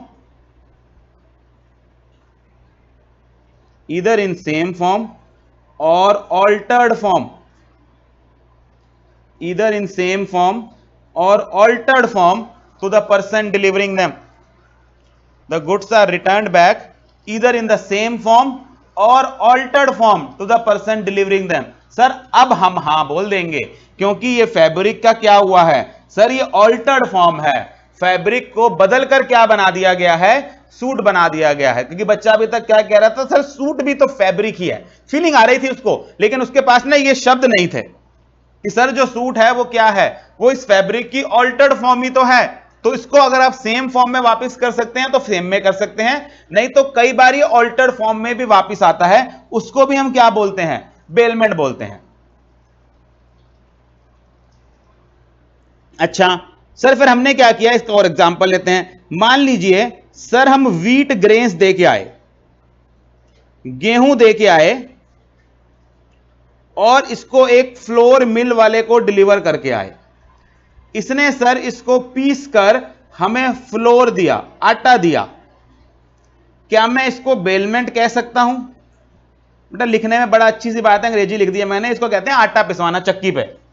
ये चक्की पे आटा पिसने के लिए, चक्की पे गेहूं पिसने के लिए दे के आते हैं, क्या इसको बेलमेंट कह सकते हैं। बेटा बड़े शहरों वालों को बता दें, जो दिल्ली दिल्ली में रहते हैं, चक्की होती है, उसके अंदर गेहूं दे के आते हैं और आटा पिस के आता है। बेटा छोटे शहर वाले बच्चे तो जानते हैं, बड़े शहर वालों को लगता है आटा पिसा पिसाया होता है। नहीं बेटा, एक चक्की नाम की चीज होती है, शायद कुछ बच्चों ने ना देखी हो। तो हमने क्या कहा जी, व्हीट ग्रेन्स हमने दिए एक फ्लोर मिल के अंदर, और वहां से वो फ्लोर बनकर आ गया, उसको क्या बेलमेंट बोलेंगे। बिल्कुल सर, ये क्या है, ये ऑल्टर्ड फॉर्म है, इसको भी हम बेलमेंट बोलेंगे। It is for a particular purpose और ऑल्टर्ड फॉर्म में गुड्स वापस आ रहे हैं। अच्छा बेटा एक बच्चे ने पूछा था ये सवाल बीच में, उसको लग रहा था मैं नलायकों वाला सवाल पूछ रहा हूं। आपने बेटा अपने फ्रेंड को गाड़ी दी, आपने अपने फ्रेंड को गाड़ी दी, इनोवा कार दी 7 सीटर। उसने कहा मुझे मैरिज पे जाना है भैया, सब जा रहे हैं घर वाले, मेरे पास ना छोटी कार है, तो मुझे अपनी इनोवा दे दे एक रात के लिए। और अगले दिन बेटा उसने आपको आर्टिगा वापस कर दी, वो भी 7 सीटर, है बेलमेंट, ऑल्टर्ड फॉर्म है। हाँ सर ऑल्टर्ड फॉर्म ही तो है, गाड़ी तो बदली, 7 सीटर थी, 7 सीटर की जगह 7 सीटर दे दी, ऑल्टर्ड फॉर्म ही तो होती है, इसको ऑल्टर्ड फॉर्म बोलते हैं। नहीं सर ये तो एंटायरली डिफरेंट प्रोडक्ट है, मजाक बना के रखा हुआ है आपने। तो ऑल्टर्ड फॉर्म का मतलब थोड़े ना होता है गाड़ी ले जाओ दूसरी दे जाओ उसकी जगह, ये ऑल्टर्ड नहीं है सर, इसको बेलमेंट नहीं बोल सकते, ये तो धोखा हुआ है सरासर आपके साथ कि एक गाड़ी ले गया साथ में उसको दूसरी गाड़ी दे गया। This is not altered form. Altered form क्या होती है? उसी प्रोडक्ट का रूप बदल के जब कोई नया प्रोडक्ट आपको दे दिया जाता है। तो ठीक है जी, यहां तक हमारी बात खत्म हुई। चलिए आगे चलते हैं। अच्छा, उसके बाद मान लीजिए बेटा एक पर्सन ए है, एक पर्सन ए है और इस पर्सन ए की एक इलेक्ट्रॉनिक्स की शॉप है। इस पर्सन ए की एक इलेक्ट्रॉनिक्स की शॉप है और यहां एक कस्टमर बी आता है और इनसे एक एलईडी टीवी खरीद के जाता है। ठीक है जी, एक एलईडी टीवी इनसे खरीद के जाता है। पहली बात तो सर, ये वाली ट्रांजैक्शन क्या ये बेलमेंट है? क्या ये बेलमेंट है जो बी और ए के बीच में हो रहा है? नहीं नहीं सर, ये तो सेल है, इसमें काहे की बेलमेंट? इसमें तो सर ओनरशिप जा रही है। ठीक है जी, ठीक है ठीक है ठीक है ठीक है बेटा, ठीक है ठीक है, शांत हो जाओ। बच्चे ने नो नो भर दिया, उसने कहा नहीं ऐसे कैसे, शांत हो जाओ, मेरी चैट मत भरो ऐसे नो नो लिख के। अब ए ने क्या किया बेटा, बी ने क्या कहा ए को कि ठीक है जी मैंने आपसे खरीद लिया, इसको मेरे घर तक पहुंचा दो। जल्दी करते हैं दुकानदार ये काम। तो ए ने क्या किया बेटा, एक रिक्शा वाले को पकड़ा, ट्रांसपोर्टर नाम दे देता हूं अच्छा सा बेचारा रिक्शा वाले को। उसने एक ट्रांसपोर्टर को पकड़ा, दिमाग में इमेज बेटा रिक्शा वाले की आएगी कि रिक्शा वाले को पकड़ा और उसको क्या बोला, ये पकड़ टीवी, ये ले पकड़ एड्रेस, जा ये टीवी बी के घर छोड़ा। ऐसा ही होता है। पैसे सर कोई भी दे रहा होगा, बी दे गया होगा ए को, उसने बिल में चार्ज कर लिए होंगे, या ए अपनी जेब से दे रहा है, उसको छोड़ दो। वो आपको समझ आ रहा है, ए अपनी जेब से भी दे रहा है तो कौन सा ए अपनी जेब से दे रहा होगा, उसने अपनी टीवी में इंक्लूड कर ली होगी कॉस्ट वो। तो इवेंचुअली हर चीज के पैसे तो बी दे रहा होता है। तो सर इस ए ने इसके साथ कॉन्ट्रैक्ट किया ट्रांसपोर्टर के साथ कि जा भैया इसको बी के घर डिलीवर करा। ये जो ट्रांसपोर्ट का कॉन्ट्रैक्ट हुआ है, क्या ये बेलमेंट है? क्या ये बेलमेंट है? नहीं सर, ये क्यों बेलमेंट होएगी बेटा? नो वाला बच्चा कोमा भी तो लगाए, आगे रीजन भी तो लिखे थोड़ा सा, फिर वही नो नो नो की लाइन लगा देते हो। यस वाला कहता है मैं खुश हूं, मैं यस लिख रहा हूं, जिंदगी में सुखी रहूंगा मैं, मुझे कोई कारण लिखने की जरूरत ही नहीं है। नो वाला बच्चा बेचारा फंस जाता है, जब किसी की मना करते हैं ना फिर कारण बताना पड़ता है। सर गुड्स वापिस थोड़ी ना होंगे। सही बात है बेटा, गुड्स आपने इसको टीवी को पकड़ा दिया, आपने इसको पकड़ा दिया, ये पर्सन टीवी वापस थोड़ा लेके आ जाएगा कि सुबह से लेकर शाम तक पूरे शहर में रिक्शा पे टीवी घुमाएगा, शाम को आपके घर आपकी दुकान पे लाके वापस खड़ा कर देगा, लो बेलमेंट का काम खत्म हुआ। सर ये तो बी के घर दे आएगा टीवी, तो फिर गुड्स रिटर्न तो नहीं हो रहे ना, बेलमेंट कहां से पूरे हो गए? हाँ भाई हाँ बोलने वालों जवाब दो, बच्चे कह रहे हैं गुड्स वापस थोड़ी ना आएंगे। बेटा हाँ बोलने वाले सहम गए हैं, उन्होंने जवाब देने बंद कर दिए हैं। वो कहते हैं नहीं ये तो गड़बड़ हो गई, हमने तो ऐसी शौक शौक में हाँ लिख दिया था, अब गुड्स वापस तो नहीं आ रहे, क्या करें? बात बिल्कुल ठीक है बेटा, गुड्स वापस नहीं आते, डेफिनेशन है बेटा 2 वर्ड और ऐड करें। ओहो सर आपने तो दुखी कर दिया, कहां ऐड करें? आप तो रब करके ऐड कर लोगे, हम कहां ऐड करें? बेटा आप भी कहीं कोने में घुसाओ। Goods return back either in the same form और altered form to the person delivering them, or they are disposed of according to directions of person delivering them। अब पूरी हो गई बेटा, अब और नहीं ऐड करवाऊंगा, बस ये लाइन घुसा लो कहीं पे। their goods are returned back either in the same form or altered form to the person delivering them, or they are disposed of according to the direction of the person delivering them। अब जरा इस definition के introduction के बाद आ जाएं उस example के ऊपर। अब जो बेचारे हाँ बोलने वाले बच्चे थे उनके पास कारण आ गया होगा, पहले बेचारे सहमे सहमे से चुप हो गए थे, क्या कारण थे? रिकॉर्डिंग मिलेगी सर? बेटा सामने जीवित बैठा हूं बोल रहा हूं, क्यों चाहते हो रिकॉर्डिंग? वैसे मिल जाएगी, अगले दिन तक आती है, क्योंकि इतनी लेट अगर रिकॉर्ड होगी तो आज रात तक नहीं हो पाएगी। अभी अब बेलमेंट है ये। अब कह दूं बेटा ए ने जो सी को ये दिया टीवी, अब बेलमेंट है? हाँ सर, क्योंकि सर सी इस केस में गुड्स को डिस्पोज ऑफ कर देगा। डिस्पोज ऑफ का मतलब क्या होता है? डिस्पोज ऑफ का मतलब क्या है? फेंक देगा, जला देगा, खराब कर देगा, क्योंकि डिस्पोज ऑफ से बेटा यही फीलिंग आती है। क्या यहाँ डिस्पोज ऑफ का मतलब ये है खत्म कर देगा? हाँ बच्चे ने कहा सर खत्म कर देगा। डिस्पोज ऑफ का यह मतलब क्या है? उन गुड्स के साथ ट्रीटमेंट करना। वो कुछ भी हो सकता है बेटा, वहां जरूरी नहीं है खत्म करने वाली हरकत है। तो थोड़ा ना जाके टीवी फेंक आएगा नदी के अंदर कि लो जी डिस्पोज ऑफ कराया। तो डिस्पोज ऑफ का मतलब क्या है? उन गुड्स के साथ वही करेगा जो ए उसको बोलने को कहेगा।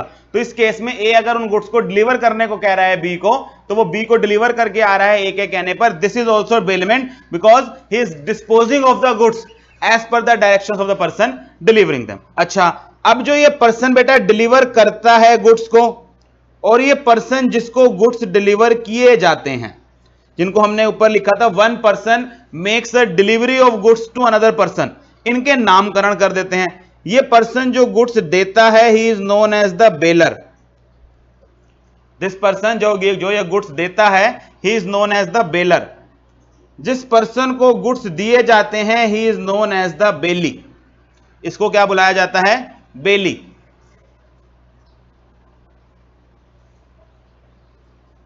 The person delivering the goods is known as the baler.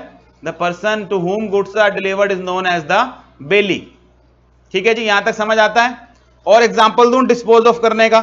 एक और क्लासिक एग्जांपल बनाता हूं।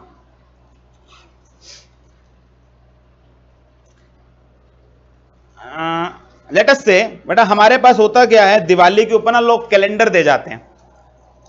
दिवाली के ऊपर लोग कई तरह के कैलेंडर, कई तरह के पोस्टर, कई तरह के मिठाई के डब्बे दे जाते हैं, जिनके ऊपर ना भगवान की मूर्तियां बनी होती हैं, भगवान की फोटो बनी होती हैं। अब आपके साथ ना एक बहुत बड़ा संकट होता है उनके साथ। सर उन भगवान की मूर्तियों के वाले जो पोस्टर होते हैं ना, कैलेंडर होते हैं ना, उनको ना दिवाली के बाद करें क्या समझ नहीं आ रहा होता। फेंकते हुए डर लग रहा होता है कि भगवान बुरा मान जाएंगे। वो डर से ही नहीं फेंक रहे होते हम कि भगवान को थोड़ा सा बुरा लग गया कि मेरी फोटो बाहर क्यों फेंक दी, तो पता नहीं क्या कर देंगे हमारे साथ। तो फिर हम लोग क्या करते हैं बेटा उसके भारत के अंदर? हम लोग क्या करते हैं उसका? मेरे पास बहुत सारे पड़े हुए थे।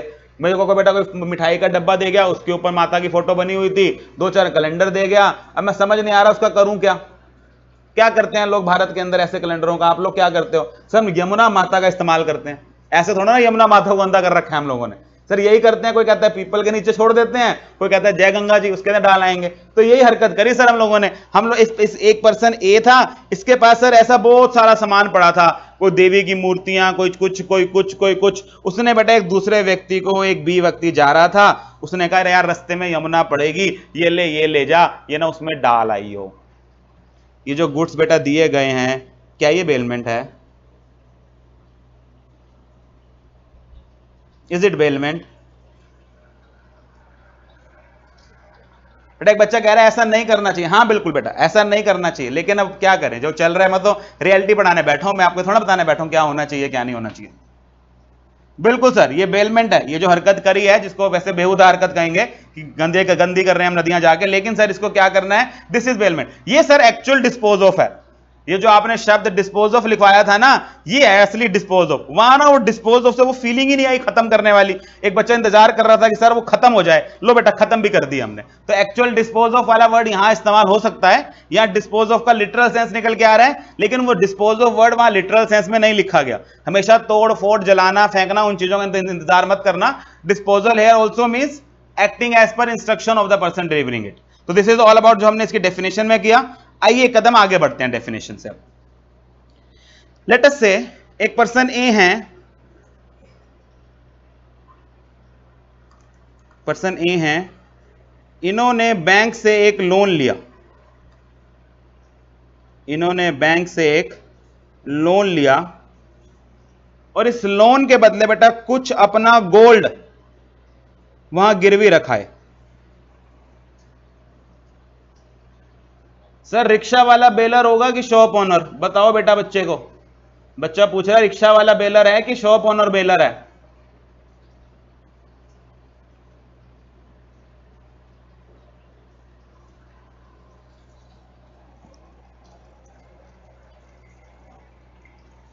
बेटा आंसर आपको खुद ही दे दिया बच्चों ने, यूनैनिमसली। वो कह रहे हैं जी शॉपकीपर ओनर होगा कि गुड्स की डिलीवरी तो वही कर रहा है। अच्छा जी, इस केस में हमने क्या बोला? ए पर्सन है, इसने बी से एक लोन लिया और इसके बदले इसने यहां पर गोल्ड गिरवी रख दिया, इसने यहां पर उसने गोल्ड गिरवी रख दिया। कौन सा एग्जांपल रिपीट करूं बेटा? अब चलते रहो क्लास में, पुराने एग्जांपल मत रिपीट कराओ, ये वाला कर रहा हूं कि एक पर्सन ए है, उसने लोन लिया और उसके बदले उसने गोल्ड गिरवी रख दिया। क्या इसको मैं बेलमेंट कह सकता हूं? क्या मैं इसको बेलमेंट कह सकता हूं? एक पर्सन ने गोल्ड लिया और उसके बदले, सॉरी, एक पर्सन ने लोन लिया और उसके बदले गोल्ड गिरवी रख दिया, क्या मैं इसको बेलमेंट कह सकता हूं?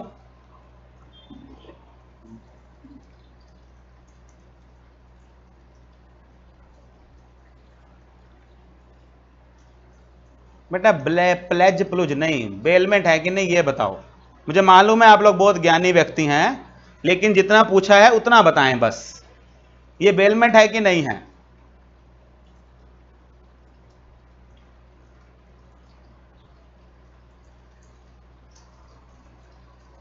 Yes sir. बेटा नो वाले, नो वाले, ये जो नो बोल रहे हैं ये नो वाले, मुझे कारण जानना है, मुझे कारण जानना है भैया, नो क्यों हो गया ये?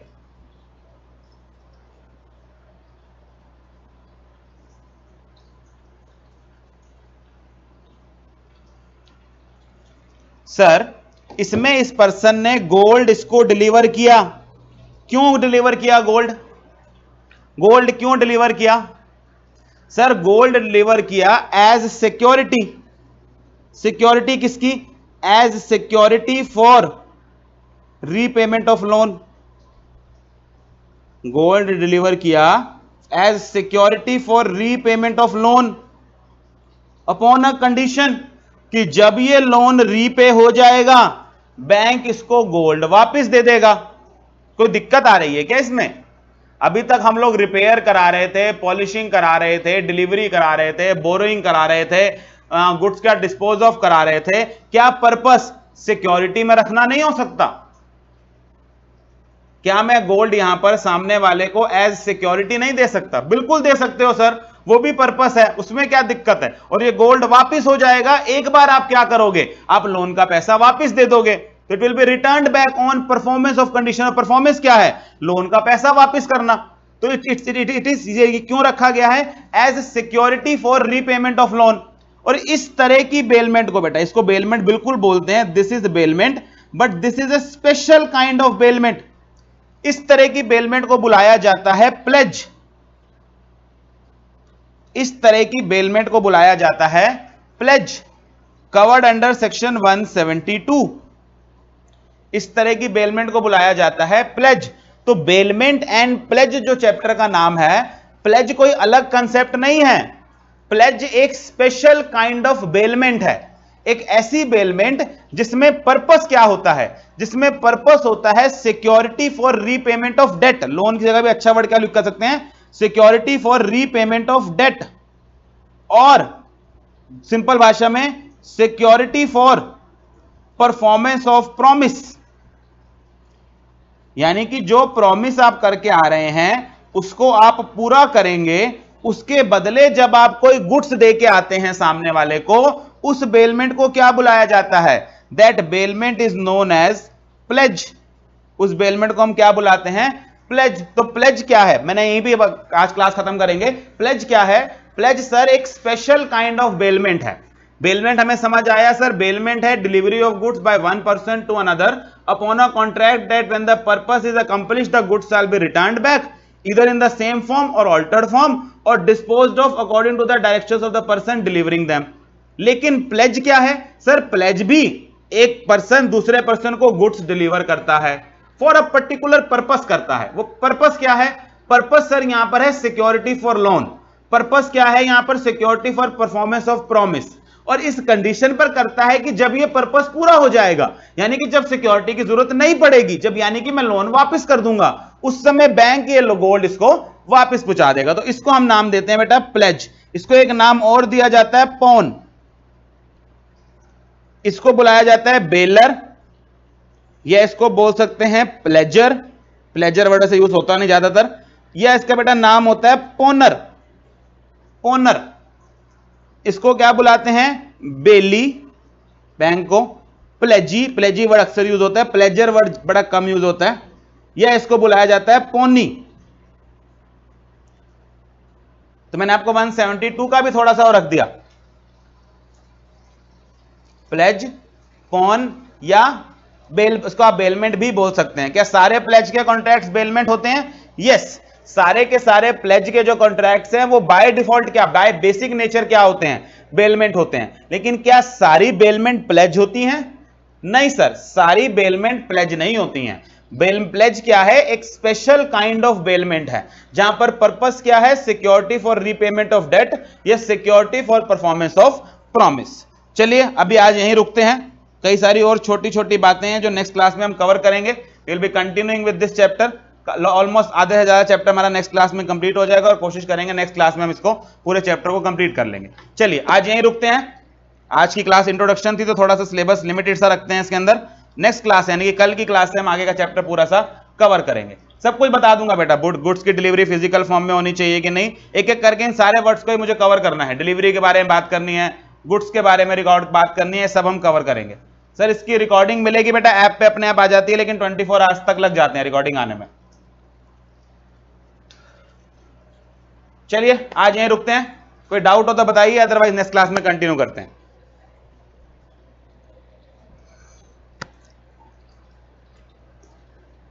बताइए फटाफट से, कोई डाउट हो तो कुछ, जैसे इतना कुछ पढ़ाया नहीं है, क्या ही डाउट आएगा इसके अंदर से। सर नोट्स मिलेंगे? नहीं बेटा नोट्स नहीं मिलेंगे, ये मेहनत आपको खुद करनी पड़ेगी, नहीं तो वैसे 2 बजे आप खाना खा के सो जाएंगे बड़े अच्छे से।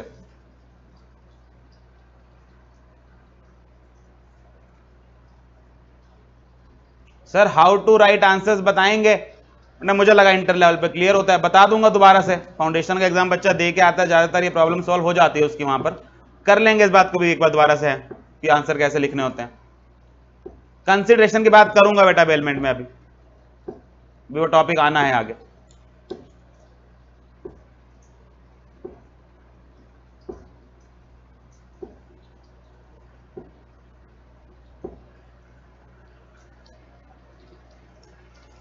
चलिए यहीं रुकते हैं, बाकी नेक्स्ट क्लास में कंटिन्यू करेंगे।